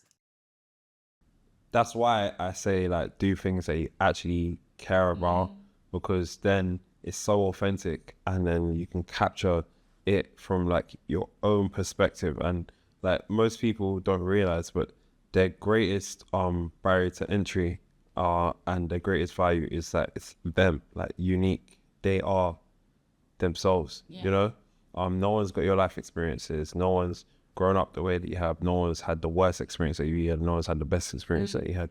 So by creating a story around that, makes you unique and makes people actually say, oh, you'll find your tribe. There's how many people, I think even in Facebook and WhatsApp, And Facebook, WhatsApp, and Instagram alone, there's like 3 billion monthly active users, I think, something like that. Crazy. So if you think about that, even if it's 20,000 people across the world that are very similar to you, that's your tribe, that's your audience. I have a WhatsApp community that has like 2,000 people in it. And then I got now a waiting list basically of like over 2,000 people. And then for the adventure, we got these adventure hikes, and then we got these open hikes, which are we call mini hikes. So our product has like the hikes, but then the ones where we're going to like the Jurassic Coast, and then we're gonna go to Snowdon, people are gonna have to pay. Yeah. Anyway, they're gonna have to like basically like get hotels. So I basically got packages for people, but I know the cost price, but I don't know people's price sensitivity. Well, I just think like people would pay to go in a community. Like I think people want to do those sort of things. They will pay anything to go with other people because there might not be other people in their friendship groups who want to do that sort of thing. So, and if you're getting that networking, you're getting that genuinely like-minded things. I think most of the time you spend ages trying to get your friends to go, you can never boil it down to like a date. So I think charge what you want to charge. Like, also they get access to you, man. They'll pay premium for that. I know, but I wanted to see people's price sensitivity. So, because obviously, I think in America and in the UK, its value is different. So people, like, they will, even the higher you charge it, probably the more people are like in demand for it. But here, the price sensitivity is different. It's very different. So that's why I was like, all right, cool. Let me do a blind auction and then I'll see what people, but I have a base price because I know that obviously the cost. But I've asked a few people and I know like how much. So that's like obviously that's gonna just be like it's still like my side hustle like, with content. It's like, but I have big plans for it to build a big business from like just my actual socials itself. So Avital Eusgeld is the founder of High Pitched Agency, and they do branding and various different bits and bobs for founders. But that's not the most remarkable thing about Avital. I think that for me, what wowed me is just her attitude and approach to everything. She's got so much energy, so much confidence, and she's such a go-getter. And the thing that I really resonated with when she said this was when she came on the podcast was just about putting yourself out there. She was telling me stories about how she was in the White House at the age of 19. Like, she just went and just seized every opportunity she could. And it really made me think, like, if you put yourself out there and just practice pitching, just think what sort of levels you could get to. Now, she's carried this still into her adult life because shortly after she came on our podcast, she went on Chris Doe's podcast. She just like dropped into his DMs and pitched her story, and he was like, damn, that sounds good, came on the podcast. Who does that? I mean, probably a lot of people do that, but not with her confidence and not with her storytelling capabilities. And she just knew what she wanted and she went out there and got it. And look, what's the worst that could happen? He says no. So you're in the same position you were in before you asked. And I think that's it. It's like putting yourself out there, not being afraid to get rejected, and just seizing every opportunity you can get. And so from there, I took a gap year and I went to study in Israel for the year. And then I went back to university. And in that first summer, I went to Washington to work for a non-for-profit, which bridges the gap between Democrats and Republicans. And it was this startup kind of world in the sense there was like 15 members of staff. And then there was 100 interns. And it was really insane, the energy. And Americans have a longer summer than the Brits. So we arrived to this program like a month late. And so all the Americans have kind of like, you know, got their place in the office, know where they're going. And there was just me and one other Brit on the from like this bigger program that we'd come from the UK to intern. So we're all interning at this company. And essentially it was like, well, how am I going to stand out? And so they said that they were doing an event for all the biggest donors, and whoever signs up the most people to come to like the other part of the event, which was for citizens. They wanted loads of citizens to come out for their new announcement, and then they were doing a donor evening before. So they would say whoever gets to sign up the most citizens for this event gets to have a one-on-one with the CEO, who was actually Clinton's 2008 fundraiser. Wow. And she was fantastic. So I was like, I'm going to get this. Like, I'm going to get this. I'm going to have this one-on-one with this woman. Anyway, so I basically signed up the group that I'd come from the UK with, which was like 40 people. And I won the competition. Like, I just was like, you've all got to show up like in your lunch break. So they all came. And I realized essentially that she was super busy. And I said to her, listen, don't worry about this lunch, but actually I know you're having the donor event and I'd love to attend. And not even the staff was able to like it was very intimate. There was only 3 staff members going, let alone all the interns. And she was like, listen, a little bit of chutzpah, but yeah, you can come. So I thought it would be like Devil Wears Prada in that scene where she's come in and they're at like fashion show in Paris and she's like telling the CEO, like, don't ask anything about this person. The son's in rehab. Don't ask about the wife. She just got divorced. All this kind of thing. And I was like memorizing all these random facts about the guest list. And I walk into the event and she just said to me, Avital, like network, like you've never networked before. And I was like, this is wild. Like, what does that even mean? And you were meeting George Bush's chief of staff, you were meeting congressmen, senators, and I had this English accent, but they were all like, you must be at Cambridge. And I was like, okay, yeah, exactly. Like, so I was like, okay, fine, this is wild. And I just ran with it. And I left and I got all these business cards. And then I was rooming with this girl who was really smart. She was at LSE and I was at Birmingham. So I was like, okay, she's like, great. And she just said to me, I went home and I told her all about the evening and all the business cards. And I went to throw them in the bin. I was like, what am I going to do with these business cards? Like, great. And she was like, what you're going to do is follow up with each and every one and you're going to ask them for coffee while you're here. And I was like, yeah, okay, I am. So I just basically went through this list. And that was really at 18 years old. I was on this internship. And that was really where I learned, like, A, how to like effectively network and work a room, and B, leave an impression, and C, like I literally just did follow up to every person being like, British girl, follow up from this. And they were like, and I just got so many yeses. So I spent the rest of the summer meeting people for coffee. And then I was the only one to be offered a full-time job of the 100 interns. They were like, don't go back to university. We'll offer you a job. Stay. And I was like, seems a bit wild. I'm not going to stay, but I will come back next summer. The next summer they paid me. Yeah. And then I was like, exactly, I'm 19 and getting paid from summer to Washington.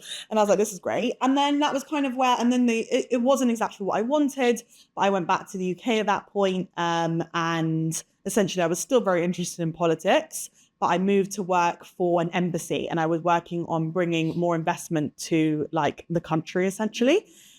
And in that role, I knew I wanted to go into venture capital. So from venture capital, I then decided that I would move to Israel. And essentially that would probably be where I went into another venture capital fund. And during this time, and I had 80 coffees when I got off the plane. I knew absolutely no one. And after every coffee, I was like, oh, who should I speak to next? Would you mind to connect me? And so I was like, this is wild. And everyone was like, sure, happy to help. And they just made the connection. Like, this was a great coffee. You should meet Avital. She's just moved here. And now at this point, I'm 23. And I've moved this country with nothing, like no network whatsoever.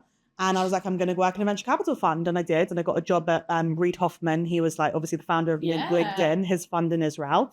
And I was like, this is great. Yeah, this is literally like a wild thing. And I was head of value creation. And I was like, cool. Like I've done this for the government sector and now I'm going to do it in the private sector. And while I was there, all these people were coming to me in the portfolio companies being like, who should I go to for my branding? Who should I go to for my storytelling? And I'm like, you're going to come to me. I'm going to set up a business. So at 24, I set up a branding agency. And that's probably like a good pause point just to be like, now I run a branding agency. This is what I do, but that's how I got there. So James Cuss is an 8 times founder, I believe. He was proudly saying like 6 of them failed, 2 of them did well. Like it was quite funny. But what I loved about this episode is that James was so open about his life as a family man. He constantly referred to his wife and kids. Like he adores them and they are his number one priority. But they weren't at some point. His business was. And he realised very quickly that actually he was destroying his marriage. And he decided one day to just up and leave, pack all his things and travel the world with his wife and kids because he wanted to be present with them and he wanted to be a better husband and father. And it made me think how many other men out there are like this and they also want to be a better husband and father, but they don't realise that they are, putting their business first because they think that actually if they put their business first, they're doing it for their wife and kids and they don't realise the impact it's having. And, I realise this because I feel like a lot of people messaged me and was like, why have you done this episode with a man about balancing family life with a business. And I was like, because men also struggle with it. It doesn't seem like it, but they do. And I thought it was a really interesting take, and I really liked it. And I just think it shows you that you need to have important conversations no matter what gender you are, because you don't realise how the other person could be affected by this. And so I really liked this episode for that reason. How has your wife been through all this, like through the 25% of successful companies or whatever that you've got? How has it been? I would say that, to be honest, I have acted a bit of an arse, and I've been very boneheaded and selfish, and I've barreled through, when I wasn't really paying much attention to my wife, and actually that's changed a lot since then. So there has been, I learned the hard way, and it was really painful times. But I do have a wonderful, supportive wife, and I think it's that, I know it's been banded around a lot, but you can't have self-development without self-awareness. So I think the last few years since the failure of my fintech e-commerce startup, where we burned through £500,000, and actually my investors were very supportive. I put a good six-figure sum of my own money in as well, so it hurt. Just not being available emotionally because I was so obsessed. And actually, in some parts, I realized that I was pretty delusional through some of that process. But I think in some ways you have to be, and it doesn't mix with family life. So I think that since I've kind of woken up and realized that what I had, and my kids suffered a little bit too. So I think that isn't glamorous.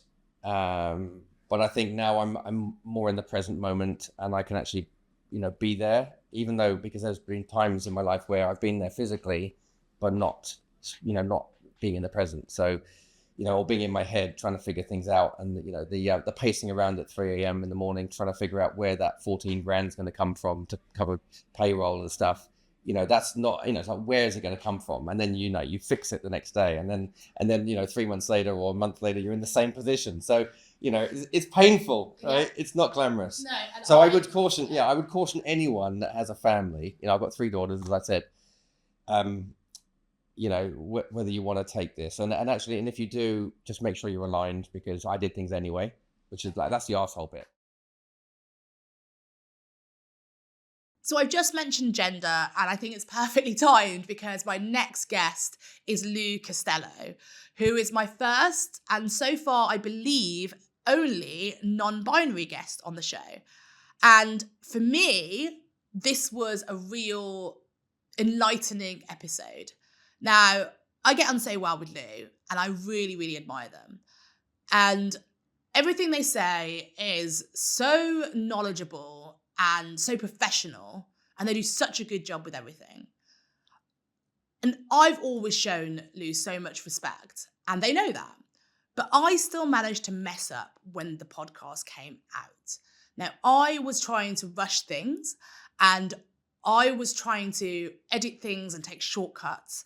So much so that I didn't notice I referred to Lou as she in the intro. And Lou's pronouns are they/them. And I know this. And I know Lou. And they were brilliant when it came out. They pointed it out. They acknowledged that I made a mistake. Well, I acknowledged I made a mistake too. And I felt awful. And they were really good about it. They didn't get all, offended or anything. They were just like, but these are why we need to have these conversations. I'm like, exactly. And so for me, this episode was all about that. We talked so much about difficult issues when it comes to diversity and gender and inclusion. And people shy away from these conversations because they're scared of making mistakes. But for me, it's about intention. Like, I didn't have a bad intention, and they knew that. So they were much more accommodating to my mistake. But it showed me that I needed to have still more awareness. Even though I've got the right intentions, I'm still making bad mistakes because it's not as normal to me, because I don't have to keep doing it all the time. And I feel like that's not a good thing. I need to make sure it feels normal. I need to make sure that I respect every single person I'm speaking to.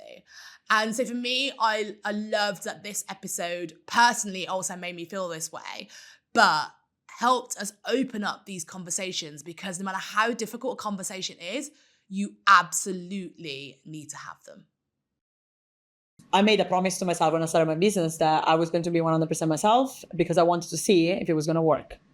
Because I didn't want to be trapped in an idea that other people have of me. You know, I've been living that all my life. You know, why I escaped Sicily as well. It was because I was tired of being seen, you know, in Italy, the figure of a woman is extremely objectified, extremely, you know, even if I recognize myself as a woman, like you get so much sexism and everybody's expecting you to make children by the age of 30, you know what I mean? Yeah. So it's kind of like, you know, I felt like really trapped there. So the society here is a little bit more open. I would say Scotland is extremely open-minded. But still, you know, there is a lot of misinformation about trans people in general, gender diverse people.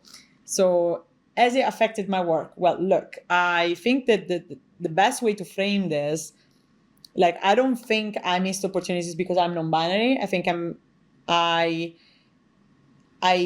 thankfully avoided to work with people that basically are violent towards themselves. Yeah. They don't allow themselves to be free. And so they can't work with free people like me. And that's how I see it. And they do me a favor. Yeah. Because, you know, if you work with me, you ask any of my clients, if you work with me, I am not going to sweet talk you. You know, I'm going to bring you out your shell. I'm going to tell you you're a badass. Especially, most of my clients are women. I only had one non-binary people or cis women. And I only had one male client, I think, so far. Who's lovely. But, you know, I mean, like, I will actually, like, call the, you know, if I had loads of, like, some of my clients telling me, oh, my partner wants me to shut down my business, and they have 6-figure business, 10 years, tell your partner off, you know what I mean? Like, I will be that person. Like, I will empower you. I will be that person that you didn't have next to you all your life, that is gonna, like, big you up and is gonna make you getting out of your shell and really be yourself 100%, you know? So, you know, people that want to impose that violence that society has put on them towards themselves and they want to shrink themselves, they don't work with me automatically, you know. And I think they wouldn't work with me even if I see myself as a woman, you know what I mean? Because I'm just not that person. Yeah. So I think, like, for me, being non-binary is, like, almost, you know, I love being queer. Like, it's the thing that freed me. It freed my thinking. It also helped me to really look for things that I can improve in society and what can I bring to the table. So I don't see it as a disadvantage. I see it as, you know, people do me a favor. If they're transphobic, they don't work with me. Yeah, go stay out my way. I don't need you because you're out. Your thinking is outdated. It's ignorant. You know what I mean? It's just like, it's nothing to do with me. It's everything to do with them. So Ryan Hopkins is a 2-time TEDx speaker and the best-selling author of the book 52 Weeks of Wellbeing. And, you know, he came on and dropped so many gems in the podcast that I don't even know where to start. But I think the thing that stood out for me is his highlight of the definition between wellness and well-being. And it sounds very silly that, like, I feel like I didn't know the difference, but I think it's because I've been so overwhelmed with social content around wellness and well-being that people just use those two words interchangeably. But they're not. Like, wellness is just one little element of overall well-being, right? And it's like people use this term and, you know, there's so much focus on wellness, like whether it's eating right and, you know, having a morning routine and, like, you know, pamper routines and going to the spa, you know, that's just one tiny aspect of it. But, you know, well-being is everything. Like, you could be eating healthily and have an amazing body and whatever, but you could actually be really lonely. You could have no friends around you. You could have no social well-being. You have no career well-being because you're in this toxic work and, you know, there's so many different aspects of it. So for me, I realized that actually, if I'm going to be trying to have a healthier lifestyle, I need to be thinking about my overall well-being, because it's not just the wellness side of things, but actually there's so many different elements when it comes to well-being that, like, I can't just focus on these, like, little glamorized little bits that sound very fun to do, and because there's actually a much bigger picture when it comes to well-being. We spent $5.6 trillion on wellness, and we've never been more unhappy, sad, or angry. Mm-hmm. It's a racket. Like it's the shamans, charlatans, and snake oil salesmen. I've got to get it right for the TED Talk in a couple of weeks, but the alliteration. But like, everyone is ready to sell you something because it worked for them. They often come into it with good heart, but they're selling you something, and it's been productized. However, like, well-being and wellness are two different things. I'm trying to unpick that for people, because well-being is one subjective satisfaction in their life. You don't have to be happy to have a sense of well-being. Happiness is a temporary emotion, like anger and sadness. You can have a sense of eudaimonia, which is a life filled with purpose. It's working towards something. It's often the people who work the hardest, they're not always smiling or happy, that have the greatest meaning and feeling in life. He who has a why can deal with any how. That's what we should be focusing on. And then everyone should work out what their purpose is. It could be a series of little goals or something massive like Russ Cook run across Africa. Instead, we looked at wellness, which is the pursuit of optimized health physically and mentally. And that's where we have courses of people selling stuff and apps. And while they can help you get to a sense of well-being, it's not the only way. And it's being proffered that we have to spend loads, we have to invest in these things, we have to do this course, or look or feel or be a certain way. It pisses me off because it takes people away from where they need to be. They need to spend some time on themselves. This might come out before or after the TED Talk. Regardless, these are the 3 ingredients to well-being we're going to go into. So you've got your vision, you need to understand who you are, you need to create the time inside and outside of work, and just focus on the little things. It's that simple. And we can unpick all of the nonsense. There's so many people profiting off of other people's sadness. And I want to just help people understand who the fuck they are and then prioritize that stuff. And that's why. See, all I hear there is passion and the absolute strive to want to do good and help other people. And you're doing it for the right reasons. And that's what I have to keep telling myself. The reason why I call out the bullshit So hard. is not... It's common. You see it. It is hard, but if you know deep down inside, that's why I always say people go down to the valleys and your why, like start with why, but you have to know your why. Like, you're doing it for the right reasons. I don't call it the bullshit because I'm looking to start a fight. That's the last thing I wanted. I don't have the energy for that. I'm looking to do it. Too much good stuff going on to deal with. Exactly. And it's also just like, I get so annoyed, like you said, all the charlatans out there, I get so annoyed at people just ripping people off. There's so much bullshit in entrepreneurship. Oh, now, isn't it? It's ridiculous. Madness. It's ridiculous. And I'm so sick of it that I just want to call that out. And I don't personally like attack people, like you said. I use, like I said, data and insights. How can you, data doesn't lie, humans do. That's what you've got to realise. So it's like, if you back stuff up with data and research, then you can actually show people how things really are.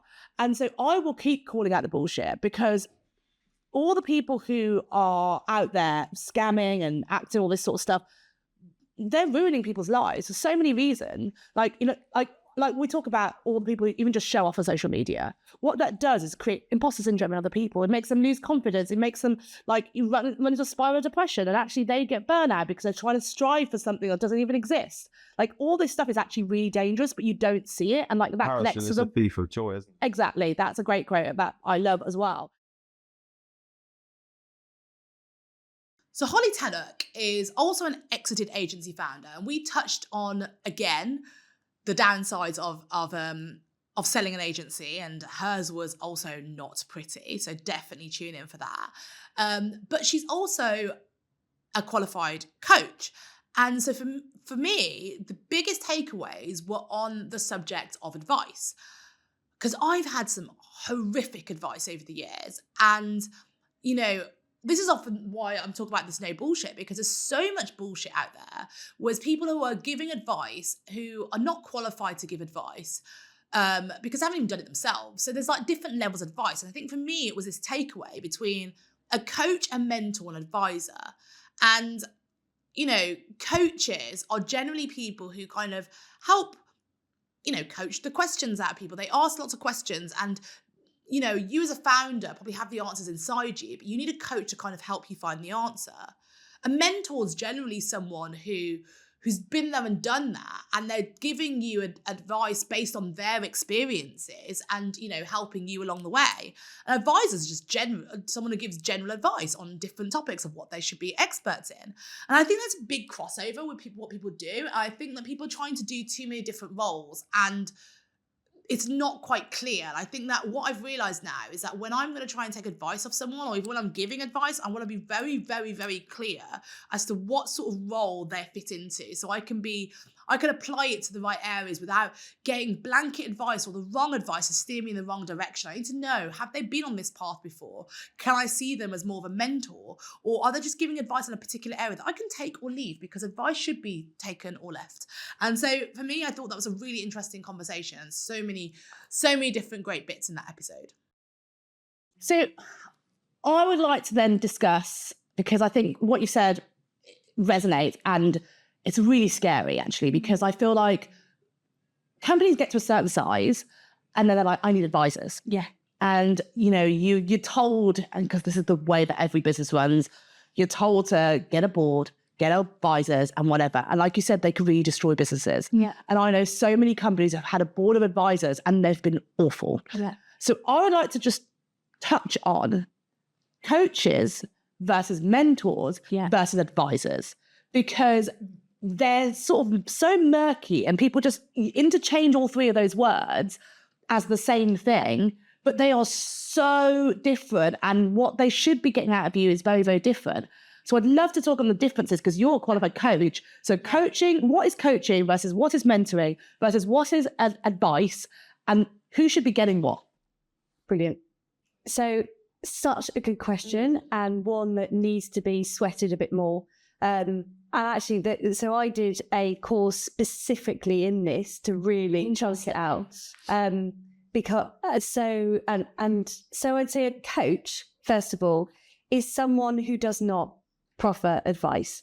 They are there to deeply listen, hold space, and they could have loads of often they would have a load of experience in your area, but not necessarily. But they would ask you questions, and there's lots of different styles of coaching, as there are sort of psychological therapy, and there's a connection between the two. There's quite a lot of research and scientific backing in the same that there is in psychological counselling. Very clear line between what is counselling, what is therapy. But they're really only there to ask you questions and to ask the right question and to notice, and they might say things like, I noticed you grabbed your throat when you spoke about that.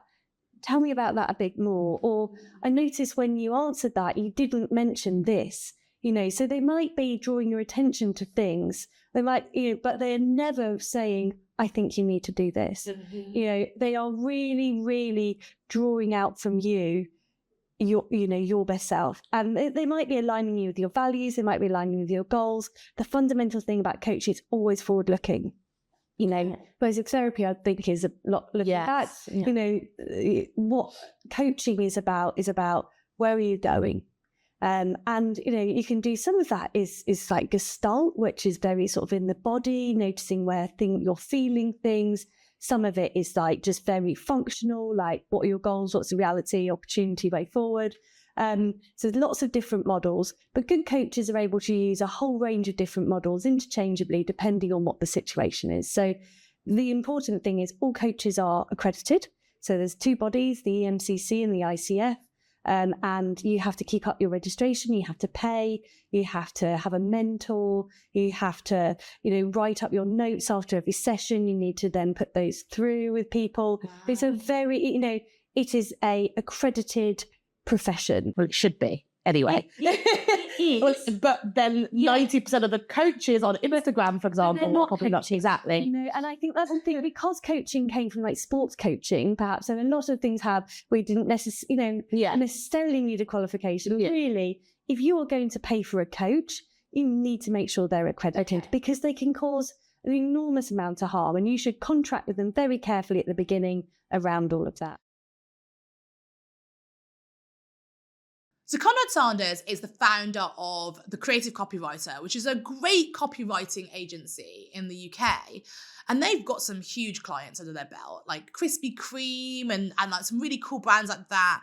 And, when AI came out, they were obviously worried because they were under threat. Everyone was saying, is it now death of the copywriting industry because of AI and, ChatGPT is getting smarter. So instead of panicking, So they decided to go all in on AI, and they decided to create a bunch of their own GPTs. And they're still doing it now. I've seen them, like writing on LinkedIn about new ones they've even done. And it just made me a little bit more fascinated on, again, the impact of really taking your time out and not just rushing into it, not just doing the thing, but actually prepping the thing. So they've spent weeks, months trying to prepare these amazing GPTs to propel their business. So now all the tasks that they do that usually take a lot of time are done so quickly through these GPTs that have been programmed by them for their business. So they are trained in what they do and their particular techniques and knowledge base that they have. And it's saving hours and hours and hours a week, but it took hours and hours to do. But they invested that time in order to be able to do that. And I don't think enough people do this because, like I was saying earlier, people forget about strategy. They just rush into things. And I think that actually this was so enlightening, seeing that his whole team had invested time and effort into doing this because of the longer term picture. And I think that not enough people do long-term thinking. And I thought this was a brilliant example of it. What we ended up doing was basically ChatGPT, we felt was actually the best tool because of its flexibility and because they then allowed you to build GPTs, right? So we've got ChatGPT teams. We ended up building a growing and still building a growing family of bots or assistants. They're not really bots. They're growing a family of GPT assistants. They've each got their own name, profile pic, personality, tone of voice. And most importantly, they serve a different function within the agency. I'll give you some examples. So we've built a bot, or it's not really a bot, Echo. It's called Echo. He helps with that voice of customer language aggregating that I mentioned. So we used to do that kind of manually. And now he's very good at review mining, whipping through all these reviews or survey data, pulling out the voice of customer language, pulling it into a table. We've trained him to do a certain task, much like an employee. We've got Lenzy, who's been trained on our 13 lenses framework. So she will score our copy and content and see if we've missed anything before we send it over to a client. You still need a human in the loop. That's really important. With Lenzy, with Echo, with all of them. And that's because of the fact that they are by nature hallucinatory. They hallucinate. And it comes back to that variability thing. The generative AI hallucinates. It's kind of better for softer things rather than hard data. But it's still allowing us to speed up and augment quite a lot of different tasks and things, especially the bits we don't like doing a handover. So, I'm in charge of the biz dev side of things, getting the client in, and then my colleague Becky and I have to create a really thorough handover to give to the client services team. And that's sort of administrative, but you have to think, it's right, from emails, pull the right information in and now we just pop the transcripts in, and then we've got Handy. So we built Handy last week, literally. Nice. Handy, he's got carrying a little briefing sheet and he's got big hands. They're all 50s style, the bots. And he fills out the table for us. And then we just look through and spot the gaps and fill in the gaps. So again, it halves the amount of time it takes to do that task, which is brilliant because it means we can focus on other things, more creative things, more. So I think it's supplementary or it's complementary tools at the moment, rather than a replacing tool. It's not replacing, but again, there are still lots of people using it, I'd say not quite in the right way, and sort of replacing copywriters or trying to. And naturally, freelancers, I'm sure, have it's made it difficult for a lot of freelancers, especially newbies getting into the industry, where maybe they, the content they're creating, they would charge less for, and perhaps the companies that they'd be working for can get quality sort of similar standard with ChatGPT. So Leanne Maskell's episode was my most listened to episode of the season by a long, long, long way. Now, Leanne is an ADHD coach, and so we talked very frankly about ADHD and what it meant. And it was also, I think, my longest episode because, like classic ADHDers, we just kind of let the camera roll and we didn't really pay attention at the time. And I'm not someone who's openly announced, that I have ADHD or anything like that. But for those of you who know me, the signs are very clearly there. But I don't like to embrace labels very much. And I found it really difficult to deal with a lot of stuff about it out there because there's so much hype around ADHD. And whilst I think so much of it is great because of the awareness around it, I think a lot of it is kind of making us fixate on it. And we already hyper-focus on stuff, but it makes us fixate on it. And it makes us kind of almost get into a victim mindset and use the diagnosis as an excuse for certain things, which I don't like.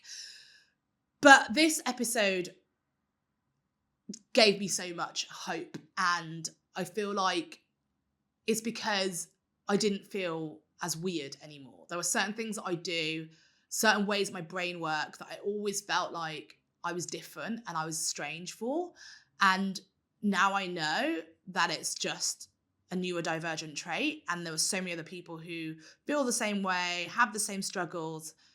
It didn't make me feel as alone. And I think that's why the episode was so popular, because there were probably so many other people who feel the same way, and it really, really helped them. So a huge shout out to Leanne, because she's been amazing as well, even as a friend. And I think I'm so grateful to have had her on the episode. And I know that so many other people with ADHD also feel the same way.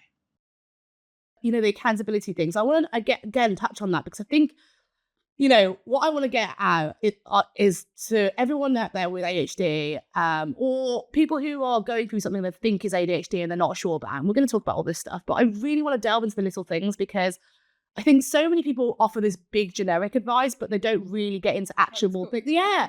And it's like, okay, great. That sounds great. Exactly. But, so I'm like, right, okay. So you finished it in a week. Like, what was it what actually was it? Like, was it the accountability stuff? That was it. I was like, oh my God, this one has told me that she's going to read my book, and I've told her I'm going to finish it in a week, and now I must finish it in a week. Okay, so it is that. And I think, because I love accountability partners, and I think it's great. I was so stressed. That's why coaching is so effective for people with ADHD, because it's like people pleasing to yourself for your own benefit. Yeah. So it's really, really effective for us, because it's like, there's a 30% developmental delay in executive functioning skills of ADHD, and particularly self-awareness. So that self-awareness part is why we struggle to do what we know. So if you've got someone that can be your body double, like your coach or God, I had this morning the biggest experience. I've had a really bad burnout week, really, really bad. Yesterday I had a huge kind of meltdown. And this morning I went to a personal trainer really randomly. They'd emailed me and offered me a free thing. And then I went and was like, I don't exercise. I don't leave the house at all. I don't do anything. And I was like, this is really going to be really good. I was like, this is like a coach for your body. And he was like, yeah, yeah, it is. And I was like, oh my God, this is exactly what I need, because I'd really, really struggled to make myself even leave the house, but exercise, get a routine. And I was like, oh, this guy can get me to come to the gym and even just leave the house. So I think it's recognizing that you need other people and other things. And that's why with BS, you mentioned you have loads of journals. It's you can buy all the journals and try all of the routines, habits in the world and be like, why isn't this working? But you just have to take it little bit by bit, do the book, whatever, one goal done, marathons into sprints. Yeah. And treat it like little hills rather than huge mountains and beating yourself up for never being able to finish anything. And then scrolling on Instagram being why can everyone else do this thing but not me? But it's just find someone and then someone that really gets your brain. This I think is really important.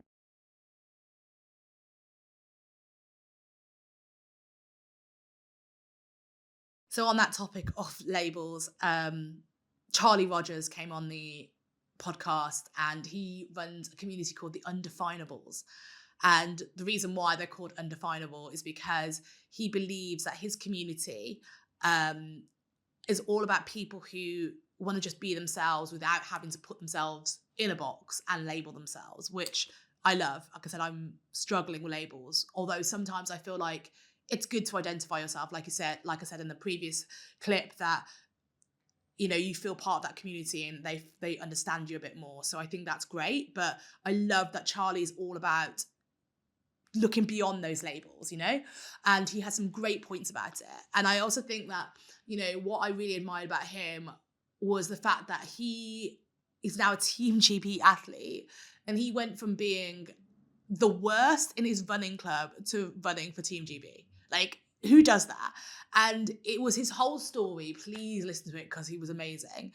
His whole story and his determination and grit and dedication and just amazing mentality to it that just made me think, you can do anything you set your mind to. Like, you could be the worst at something and become the best at something with just the right mindset and skill and dedication to the cause. And it just gave me a lot of inspiration to really go for things that I really want to do. So I think the way we see it is we see beyond the labels rather than see them as barriers to connection. Yeah. And for us, that means we all just show up as human beings, and we can have those conversations around how the labels are meaningful to us. Yeah. Like, one of the exercises we actually did at one of the most recent retreats that I led was actually all about taking stickers out and writing the labels that we ascribe ourselves to. So we don't ignore them, they are there, but we see beyond them.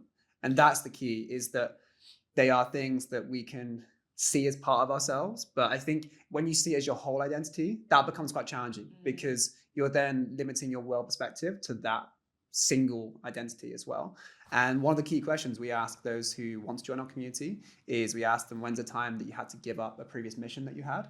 And that often relates to the identity piece of like, oh, I thought I was a founder, and then I realized actually I'm much better as the second person, and I just love helping people. Like, that's one story we've heard. We've heard many.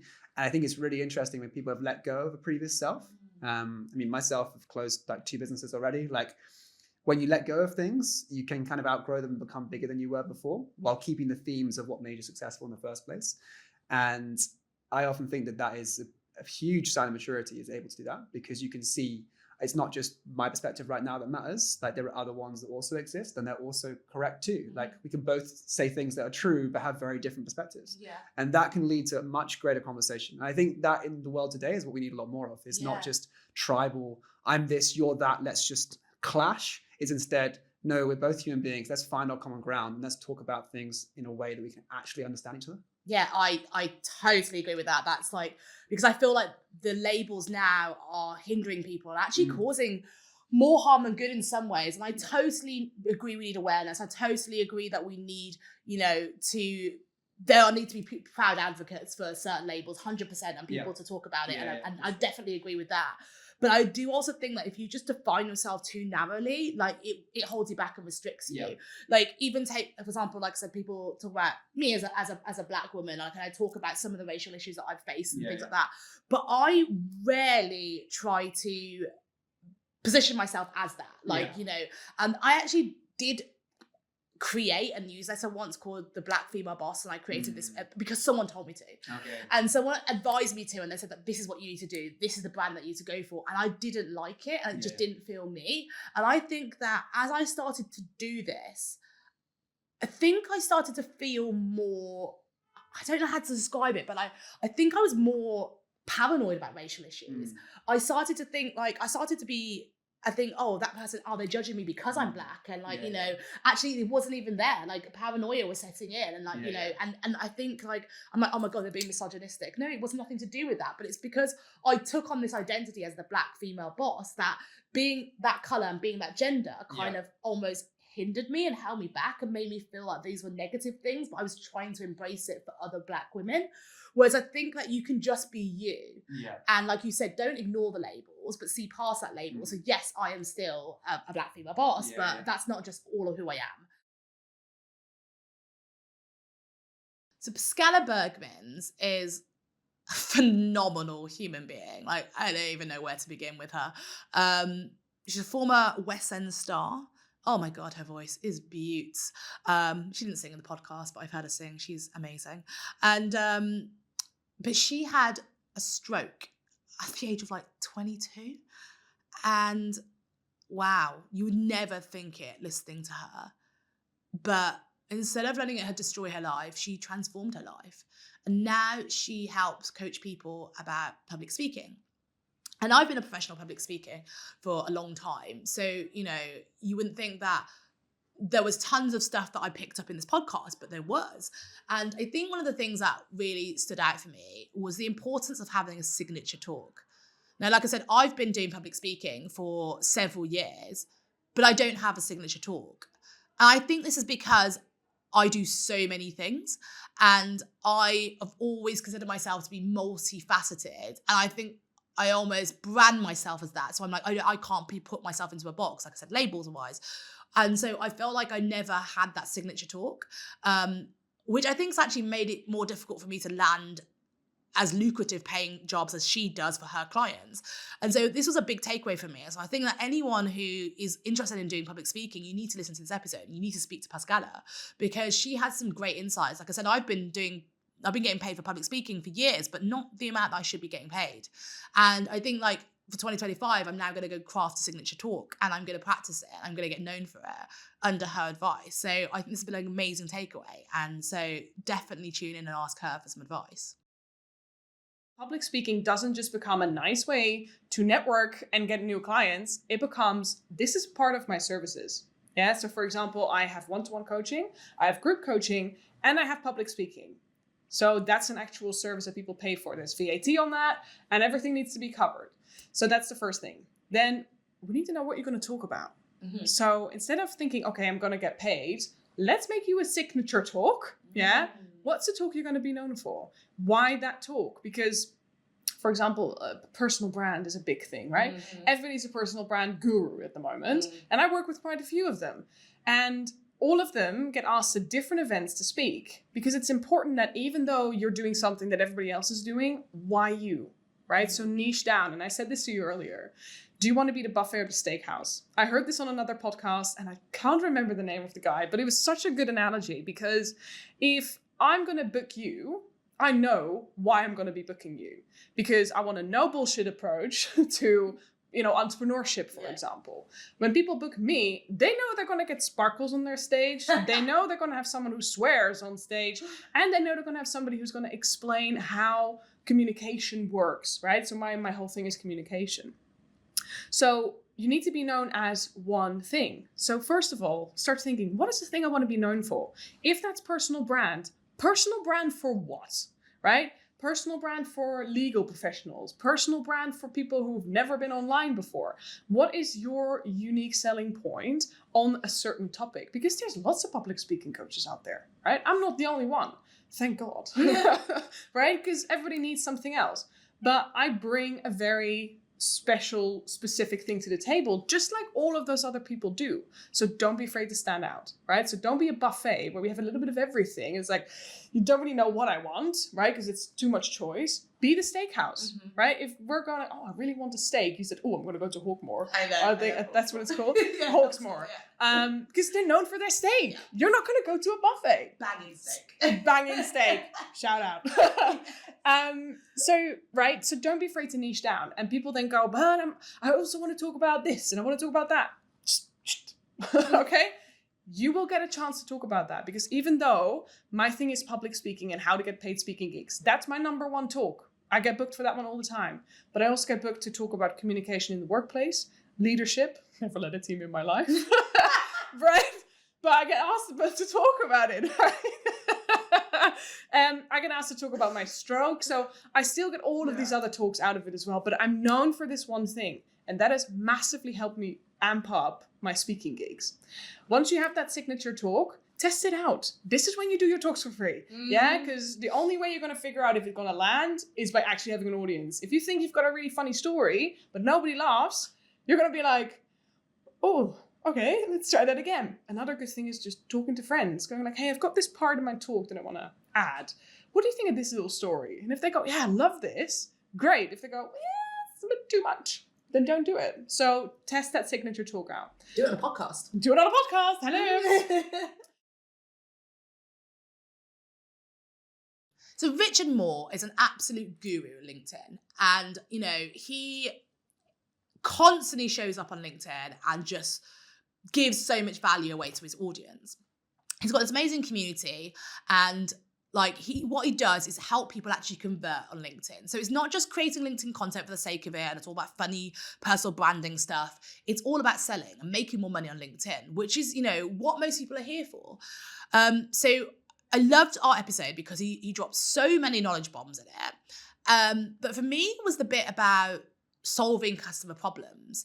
He talked about how, you know, when you go into a garage and, you know, you just want your car fixed, that's the customer problem. I just want my car fixed. So I just want to know that they're going to fix my car, fix it well, and do it at a price I can afford. Like, if the garage is going to talk about all these fancy things that they use and all these tools and the methods, I'm like, I don't care. I just want my car fixed, right? So I think that's the thing. Like, a lot of us go on about us and what we do and all the things that we can do and the cool tools, but does the customer care? No, they want to see results. So it's flipping your content to think about, what does your customer want and how are you going to provide that for them? How are you going to fix their solution, fix their problems? What solutions are you going to provide? So I think it really made me think about the type of content I'm putting out there and how I speak to customers. And it's like so many great things in that episode. Definitely worth a watch. Am I speaking to them in the right way? And here is the biggest blind spot of the creators. It's that they assume that the buyer or prospect is solution aware or even problem aware. Now, there's a famous thing that everyone's adopted when they read one book on sales, which is it's like a matrix. It's either prospects are unaware, unaware, problem aware, or solution aware. They have no idea, or they know that there's a problem, they know their problem, or they know what the solution is, and they're the best because they just want to shop and buy. Now, what's missing is that between the first and the second one is the bloated majority of people you'll encounter. And it's not defined and it's completely overlooked. When I talk about problems, the issue is that the buyers, a managing director of a 6 million quid company that sells whatever, bricks and mortar company, for instance, that person isn't thinking about the problem, but what they are doing is experiencing the symptoms of the problem. Right. So here's how a nice way to explain it, and I've said it a million times online, but a really good way to put it is, if I've got a cough and a wheezy chest, I don't know that I've got bronchitis, the problem, but I know the symptoms, cough and a wheezy chest. Mm-hmm. A doctor, an expert, so someone like who can help me, would know not just my symptoms, would also know the problem, but also would know the solution.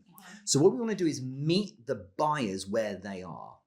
So we're adding them top or funnel each day, adding them in, and then our content, rather than if I write the word 10x, maybe I'll get more views, it's like, what's the inner dialogue that a potential buyer has? And it's not even in a dialogue, sometimes it's a feeling that represents symptoms of a problem. So if you can get in their heads, and all it is a 10-minute in the quiet thinking to yourself kind of experiment, what the kind of feelings someone has, what are the frustrations, what are the things that make them feel fed up. Because what we're mapping to is a reaction or a response to your post of, I feel seen, you know, or like, yes, that's exactly how I would put it. Yeah. Or like, oh my God, you're in my head. That's so how I think it is. You can't talk about a problem when someone is not considering a problem. A managing director who needs ultimately a solution of a better personal brand has no idea that they need a better personal brand. They don't even realize that the problem that they've got maps to a personal brand being improved as the solution, but they're experiencing every day that everyone's very, when it comes to looking at their product. Even people look at them, and even people like have talks with their sales guys. And the issue is they're like, oh, think about it. And no one's really buying. But they don't know that impressive personal brand will make a difference, because managing directors of businesses that do things other than personal branding or LinkedIn gurus aren't thinking about personal brand.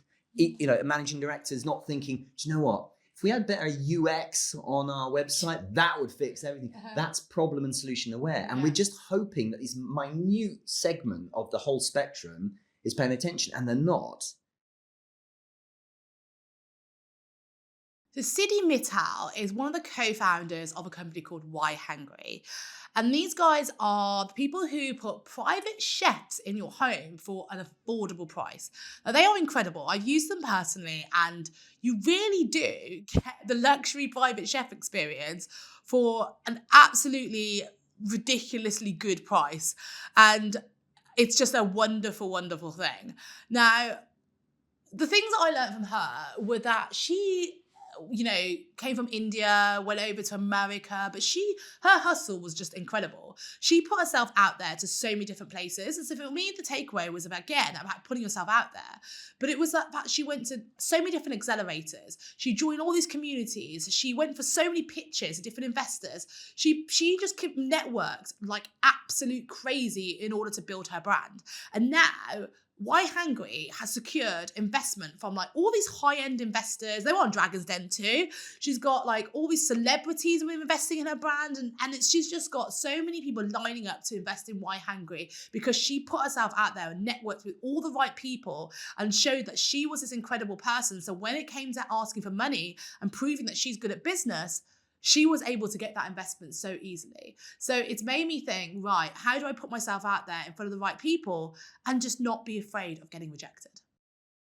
I think the one thing I really want to flag is we have had so many rejections. So the thing is, people only see like the wins, but I remember the first thing I applied to was Techstars, boom, rejected. And I still have that video. It's so cringe. Like we're like dancing with spoons in the air. We're like juggling oranges. We made this like really funny video of Why Hungry, and Heinen swore never to put it up, but I think one day we will release it. It's such a good video. When you've like come so far and you're successful, you can kind of get away with that. But if you failed, it's like, oh no. Exactly.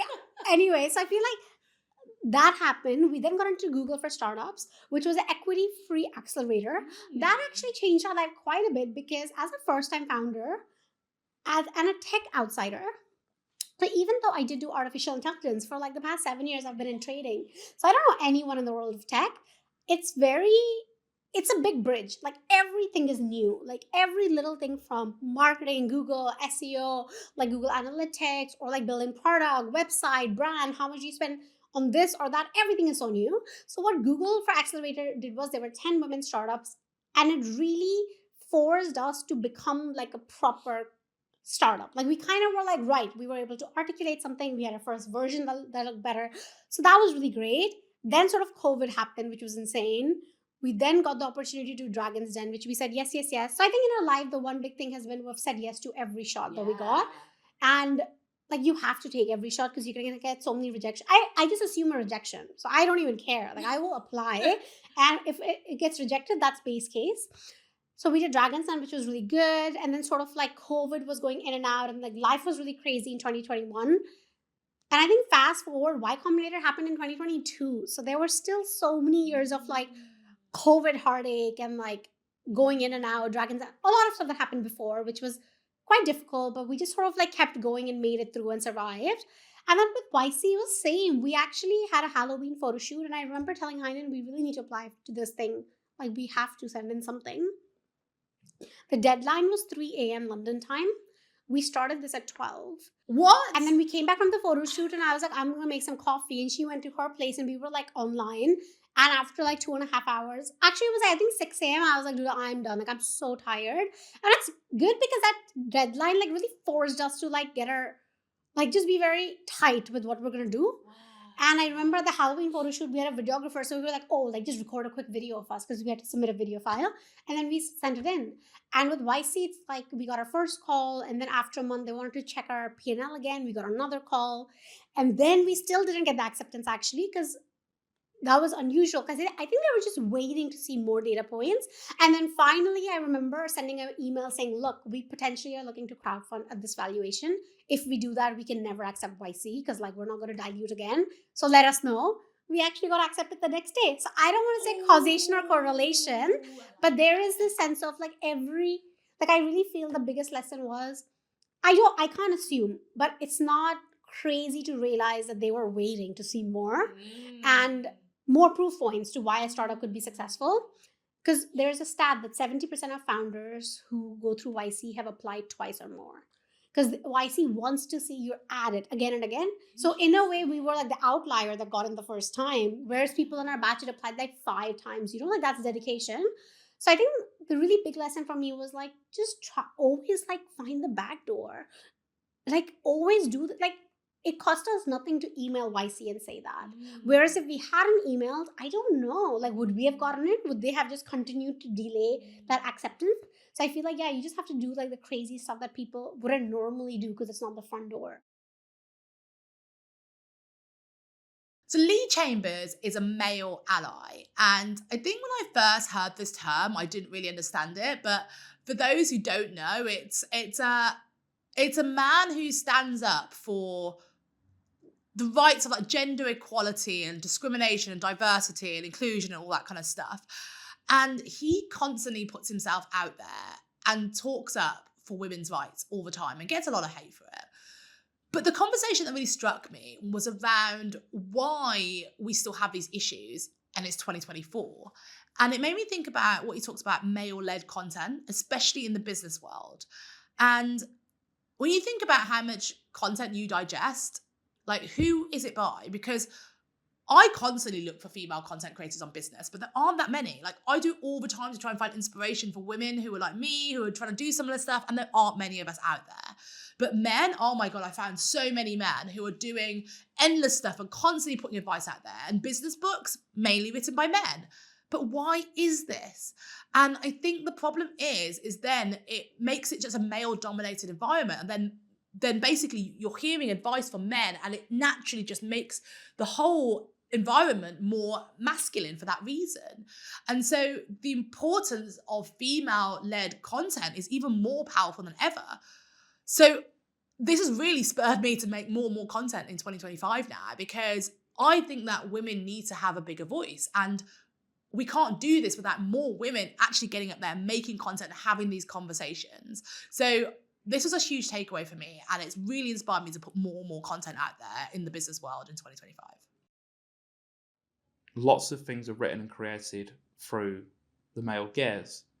And if you look at what men and women consume about 50-50 in terms of male created, male led, male designed content, alongside female created, led and designed content. Men, on the other hand, are likely to over-index on male created, male led, male designed content, which means that we often don't read, hear, watch, listen to things from a female perspective, which means that, generally speaking, we lack a bit of that gendered intelligence because we just don't have that second perspective, which can be really powerful. And you ask anyone to look at the bookshelf, especially men, it's full of men. Business books, historically, almost always written by men. And it's just even the way that we operate in business is very male normative. So that creates a gap before we even realise it. I mean, secondly, if you think about the stories that have come out about very powerful men in recent times, and then we're like, okay, sometimes they've passed away before this has actually got to where they need to get to because of the NDAs, because of this. But it's not just this one powerful person who's created this completely toxic trail of destruction. They're held up by a whole system and structure around them that has allowed them to facilitate this abuse for years. And it's really sad that it doesn't come out when it's one woman. It takes 10 women to report it before it even gets taken seriously. Because we're in a world, again, where not only is the content consumption skewed, but the history books are. And if you look at history books, it literally is his story. It's headshots of men who've created things, created innovations, started wars, broken records, kind of created empires. And where are the women in the history books? Well, unless they were a queen, they were always either a mistress or a witch, and probably got beheaded. And it sets an example of who gets listened to, who gets platformed. And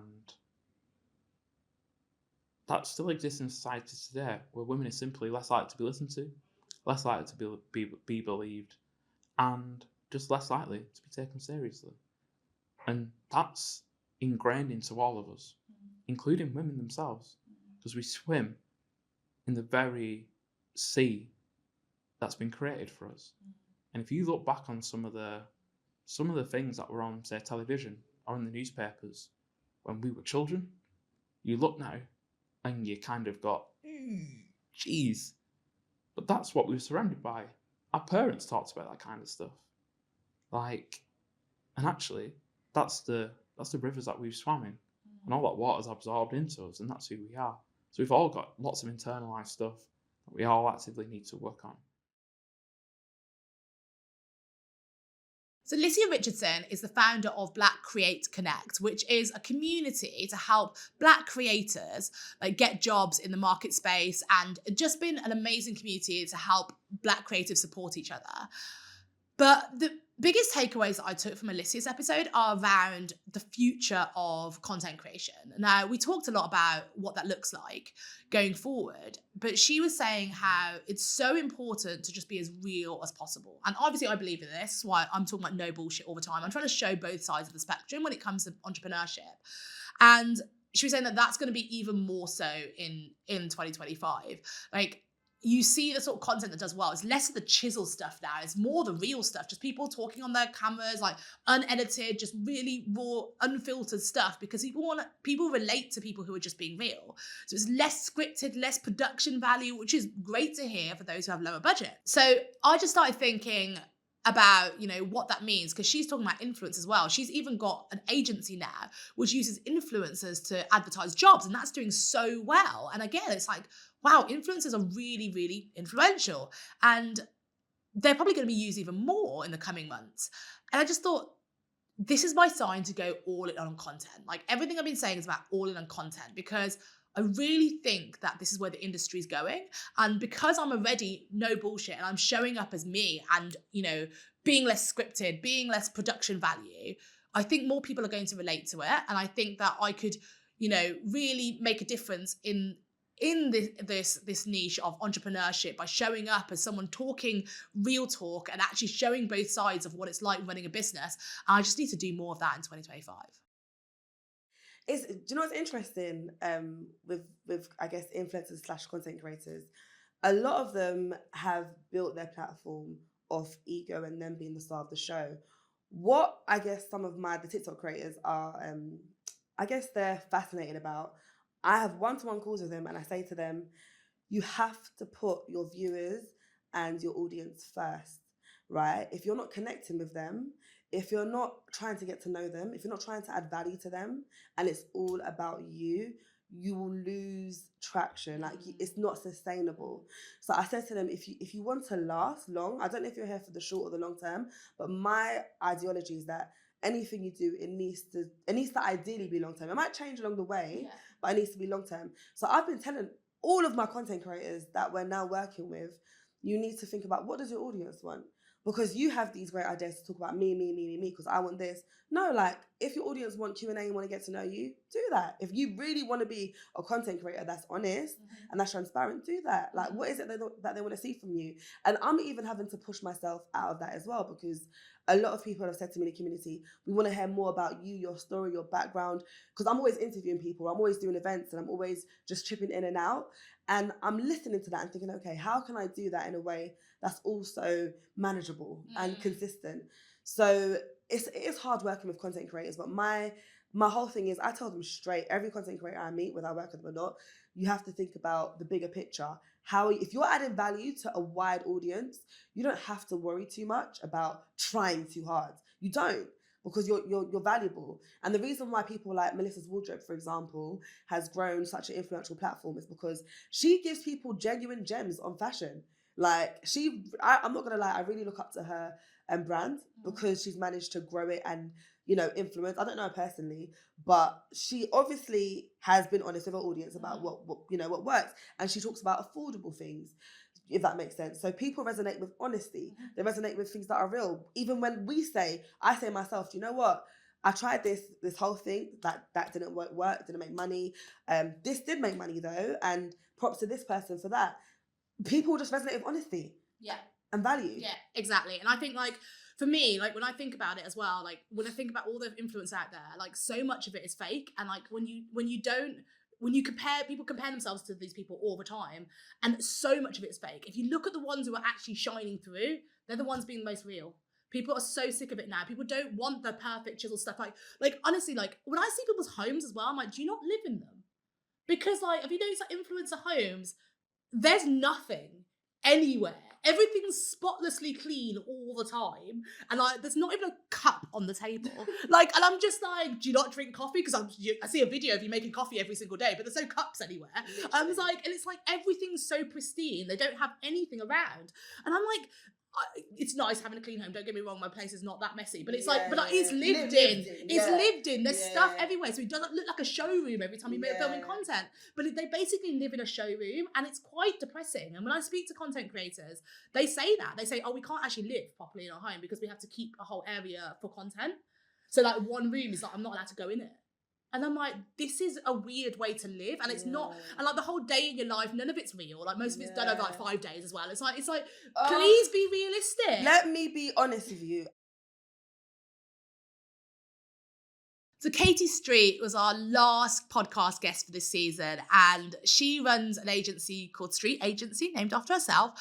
But it's all about getting B2B leads, really. So what that means in a non-jargon sense is just getting more customers for businesses. But she does it with a human-led approach. So she's all about being human, and she's running events. She's doing a lot more in-person stuff, and brands are really up for this. And she's saying that this is where it's going now. Like, all the people want are more in-person human interactions. People are sick of AI and all these webinars and like, you know, just being like, you know, a bit of a distance away from people. They want real stuff. So again, it's talking about, like, it's reinforcing what I'm trying to do with Knobs and bring face-to-face interactions out with people and you know, do more in-person stuff. But again, this real talk rather than scripted stuff and feeling more of a connection. This is clearly where everything's going. And I think this is a great sign for what's coming up in 2025. So every single event, everything we do is a content capture opportunities, and it's very much person first. So we're doing talking head interviews, not like we do obviously interview, you know, we'll often record the panels, but a lot of the time it's just really lovely, human-centered, like 2-camera, nice, you know, kind of raw-ish content that really brings to life the people and the experts, and very much thought leadership led. You know how to do this, like, you're having some kind of hook that gets people interested and wants, you know, makes them want to continue to listen. But very much, you know, we do slide shares and things occasionally, but less designed content, much more human-centered content. Because in a world where AI is creating everything and everything is fucking fake, the only thing that is real is in-person events. Only thing that is real. And that is why when you post content on LinkedIn, like we were saying this earlier, when you post content on LinkedIn, if I create a video in my bathroom where I've got no makeup on and I'm just doing something really quick to camera and they can see that it's real, that performs way better than the curated content that I've spent hours, if not sometimes weeks on creating and polishing, because people want authentic, real content because everything's fucking fake. Yeah, and every person who's ever created a video resonates with that. And they're like, spend hours and hours, like I said, days, weeks, months even on a video. And they're like, this is going to go viral. It's so good. I've put all my heart and soul in it, blood, sweat and tears. And then it just flops. Because people scroll past and it's like, oh, it's another perfectly chiseled video. Or now it's like AI video. Is it all fake? They can't tell. High production quality, so they can't relate to it as well. That's the thing. Whereas if you just get up, and I've done like quick videos, like walking down the street because I've got something to say, that will go to way more people because it's just so real and everyone can do that and everyone can relate to it. So I think that that's the thing. And I think I'm obviously a massive in-person advocate. Like I've been preaching my go thing, which I don't know if you've seen. Go on. So go. I'm like, go is my new way of doing business. So I'm like, you gotta get out, get offline and gain opportunities. That is amazing. Yeah. I love that. I know. So I'm like, actually go out, get offline and get opportunities. I'm like, in person. So it's go.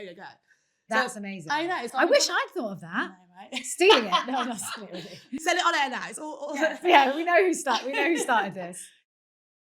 So that was a very long episode to recap everything that happened in season 2 of No Bullshit Talks. But I just want to say a massive thank you to everyone who's tuned in this year, whether you're tuning in on a podcast or whether you're watching on YouTube or whether you're watching on Spotify. But as I said, we hit 50,000 streams on Spotify this year and so many more on podcast channels and YouTube combined. And plus all the reach that we've had on social media. So I just want to say a huge thank you to everyone who's listening. You mean the world to me. If you really enjoyed this podcast, please like and subscribe below. And also just give my podcast a review on wherever you're listening to. It really, really, really helps. And just let me know what you want for season 3, because we're coming back. We're coming back bigger and better. We're going to have even bigger guests and even more no bullshit. But it's just showing me that people want real conversations about real topics, and I will continue to have them. But please do drop me a line about what you've loved about the show, what your favorite takeaway was, and what your personal takeaways were from every episode as well. And thank you so much, and I will see you in season 3.